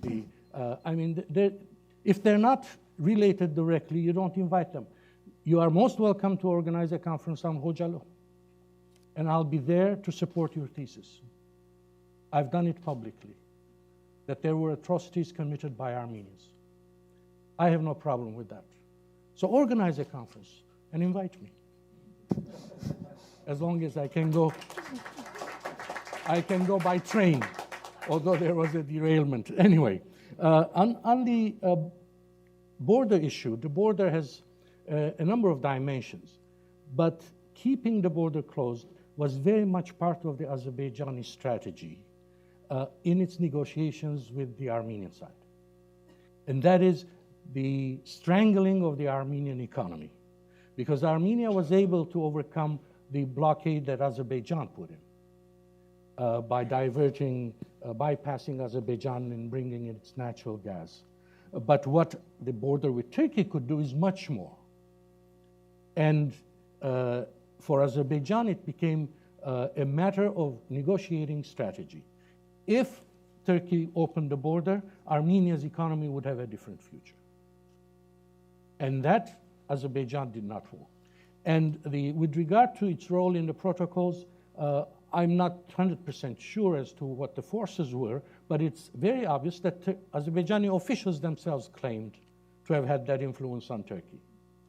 So it's not my word or yours that matter. Now, on the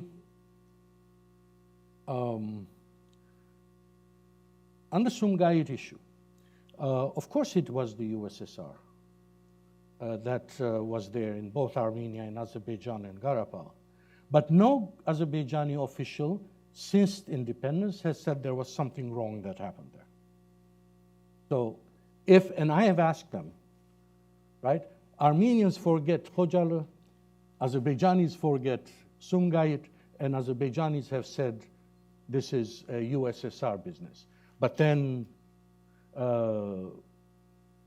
has anyone criticized it? No one has done it. So if you don't criticize it, you are in a way taking responsibility. not directly, but certainly indirectly. The connection between Karabakh and the linkage, Turkey's linkage, I do not care much for the Turkish demand. I think the Karabakh issue should be resolved because it's good for the Armenians, in and by itself, regardless of whether it's a precondition or not. And I think the bilateral relations in and by themselves are important for the two countries, but certainly for Armenia, because normalization lessens the perception of the threat that comes from Turkey, and that would be a very, very healthy attitude. The final point I want to make is that if you talk to Turkish officials today, they say it was a mistake on their part to create that linkage, that their influence on Armenia and in the region and their ability to visualize something bigger would have been much better if they had not only recognized the independence of Armenia, but also established relations. And they will often make that statement, diplomats of that time, to say we made a mistake. Okay. We'd like to go for another round, so bear that in mind. I'll try and be quick, but on reparations, I think I've said this before.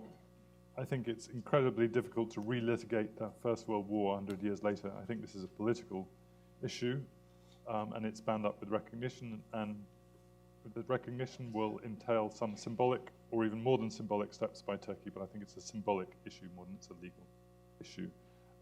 On the protocols, I'd like to mention immodestly that I have a whole chapter in my book on the protocols based on interviews with all the people involved.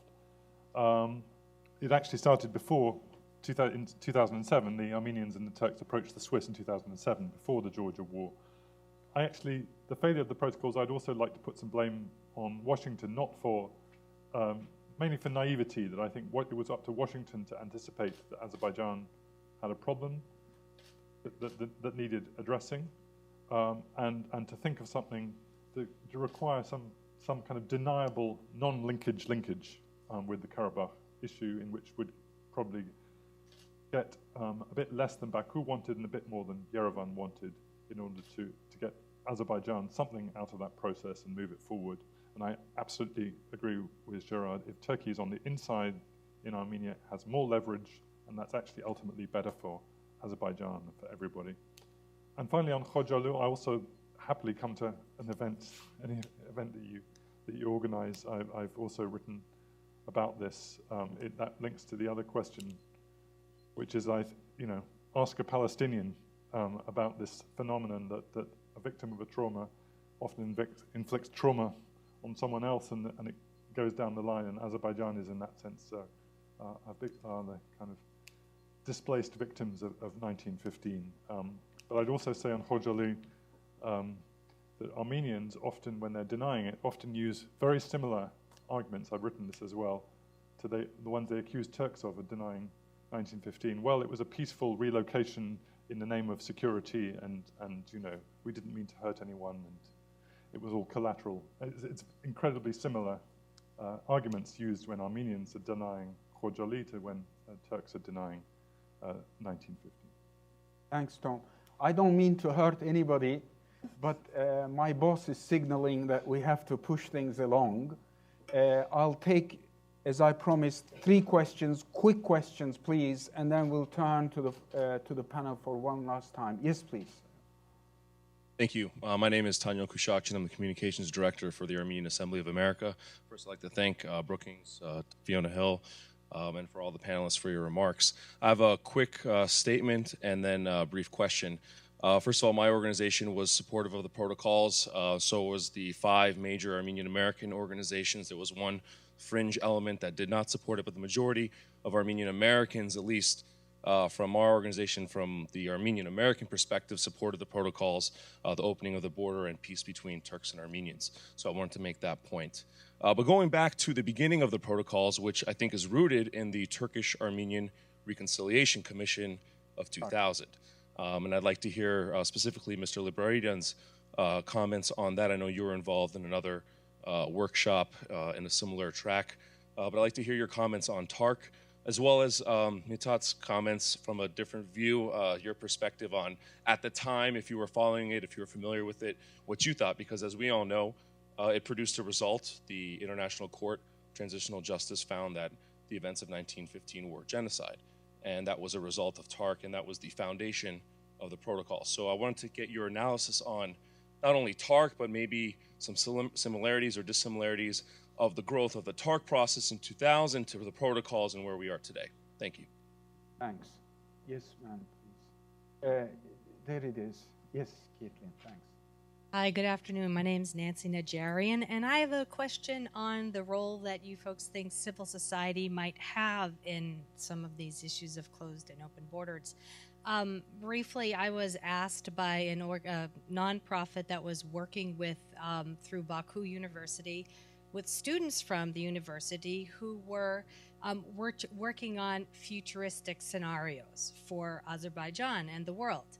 And there was a grant offered by the government of Azerbaijan, and this organization applied for it and asked for my help to write the side of the Armenian history of the Nagorno-Karabakh conflict.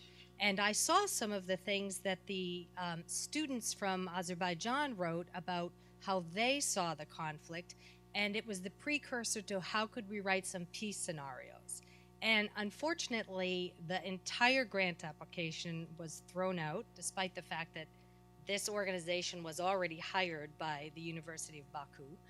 But my question is, if we're looking at how can civil society help move along some of these issues, such as we're seeing the opinions change in Turkey, and perhaps the opinions could change in Azerbaijan as well as perhaps Armenia, how can we see civil society become part of these solutions if we're having these reactions from governments?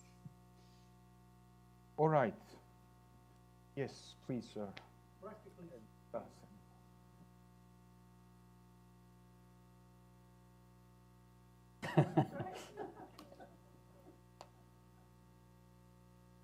Practically speaking, is any agreement with Turkey worth the paper it's written on? In 1995, Turkey signed an agreement with the European Union to be admitted into the customs union. And then after it was admitted, it said it wasn't going to abide by any of the provisions. Agreement on the Cyprus issue, renounce its claim to the Aegean Islands, renounce its claim to Western Thrace, and settle the Kurdish issue. When it signed the Ankara protocols, it said we are not going to abide by provision 9. We won't recognize the Republic of Cyprus, and then made all those we won't do this, we won't do that with Cyprus, and then more recently it made other agreements on which it said yes, but. It always comes up with the yes, but we will not do this afterwards. The protocols is a good example. It said, after it signed the protocols or agreed to the protocols, it said, we will not sign this until you get out of Karabakh. But that was not discussed in the protocols. So any agreement with the yes, but possibility is no agreement. On 1995, I'd like to let you know that on Monday, the European Union and Turkey agreed that they're going to upgrade the customs union. So I suspect that suggests that both sides are not holding any grievances to each other. And as far as EU-Turkish relations and Cyprus goes, let me remind you that the Turkish side on Cyprus did vote in support of the UN plan that was going to return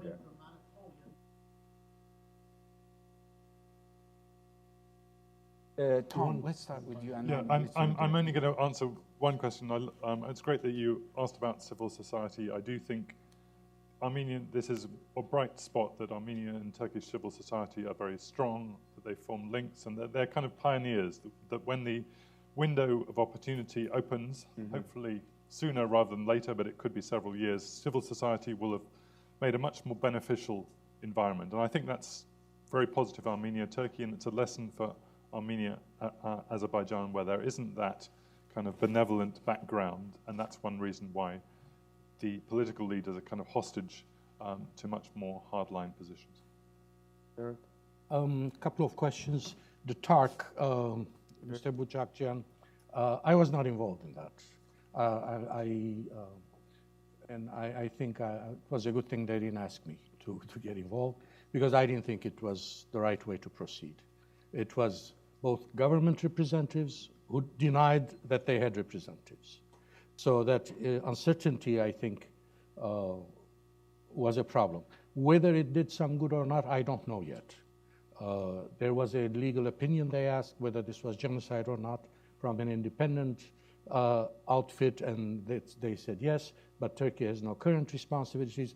Maybe that was a step forward. But as an experiment, maybe it was good. I was more involved in the Workshop for Armenian Turkish Studies, which was a major effort from the year 2000 until 2 years ago. Well, it's still continuing in a different form, to bring scholars together, regardless of their nationality, and we certainly had Turks and Armenians and Americans and Europeans, to see if we, with some intellectual integrity, we can create the context in which things happen. And that scholarship, that workshop meeting almost once a year was, I think, instrumental in creating a clientele in Turkey that would look at these, and it produced the conference later on. So I was involved with that for about 10 years. Other than that, I don't know much about TARC. I think people have written about it. The Armenian side of, Nancy talked about Armenian side of Garapal. I think we have to be careful. We are beyond the idea of writing two sides. We need to get to write one narrative that may recognize different differences. And I tried to do that at the University of Michigan by inviting Zulfugarov to come and to work with me for a semester to see if we could write that. The idea that there's an Armenian history and a Turkish history, it's the same land, the history of the same land we're talking about. There has to be a single narrative, but it takes time to develop that. And it takes intellectual maturity and honesty, and we are not there yet. Civil society, and this is my third comment, there's the problem of Turkey-Armenia relations, which are easier to define, to follow, to negotiate, because these are governments. Whether legitimate or not, whether you like them or not, these are the people who run. So when they say something, it's the position of the country. But the Turkey diaspora issue is a very asymmetric warfare. There is no diaspora. There's no single diaspora that has a representative, right, who can speak on behalf of the diaspora. We don't have it. So there is the various political parties, the churches, all kinds of organizations, and everyone claims to speak on behalf of the diaspora. And that makes it very difficult to negotiate. I think the process is that civil society continues, we've made great progress in terms of Armenians of the diaspora and the Turkish people and journalists and whatever, on so many fronts, and we have to continue that. And then Turkey, as a government, should not imagine a diaspora and negotiate in their mind with the diaspora when in fact they're negotiating with themselves, when they're making statements and they expect the diaspora to respond a certain way. So, and I've told the officials this, you cannot negotiate with yourself and claim you're talking to Armenians. Do what is right, all right? You do what is right, and that means opening up the history, the freedom to explore, to explain, and then civil society on both sides should work with each other to understand each other in the spirit Hrant Dink mentioned. As well as Azerbaijan, except that has been closed. There used to be a lot of contacts. There are fewer contacts now, sometimes in Tbilisi, but the Azerbaijani government has blocked these contacts. So that is a more difficult issue at the present time. Well, one concrete positive outcome that has come out of TARC is that Turkish and Armenian nationals can travel to each other's countries practically without visas. Mithat and yeah, very shortly, Hocam. Nigar is more qualified than I in this civil society role because she is very active for a couple of years and travel a lot. But I have to say that those civil society organizations doing much. They contributed positively between Turks and Armenians. For example, Hrant Dink Foundation is very active last couple of years, and they are just arranging all those flights easily, and they are giving money for any kind of issue. And this is very important, not only political, but humanitarian and then economic, academic, whatever. And this is very important, but it takes time. We need to touch each other, and the civil society plays this role. And we are trying to understand each other. I have many experiences in Armenia, in Yerevan, and we were discussing it. And it takes time, but it is very good. But we have to think the Azerbaijani aspect as well, because Azerbaijanis have many concerns, and they are tangible. And we have to think in a broader perspective, comprehensively, very important. And this is the reason why we are expecting some role. And I agree with Gerard, and I teach my students. There are two big issues. One is Turkish-Armenian, and the other one is Turkey-Armenia. Dealing with Turkey-Armenia is a little bit easier. But Turkish-Armenian is more complex. It takes time. We have to think, and we have to be careful on that. Therefore, it takes time. And for TARC stuff, there are some positive aspects of it. The TARC was very famous in Turkey for a while during the processes. Maybe it opened some windows of opportunity for the other kind of interaction between those different groups. But for the court case, it is an aspect of positive stuff for Turkey as well.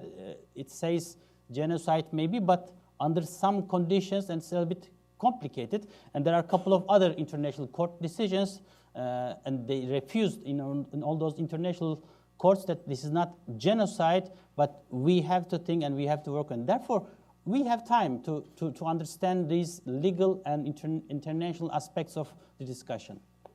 Nigar, Got anything? I'm so grateful. I'll be able to keep my job. You know. Thank you to the panel, and thank you to you all. And I turn the panel to the next one. Thanks.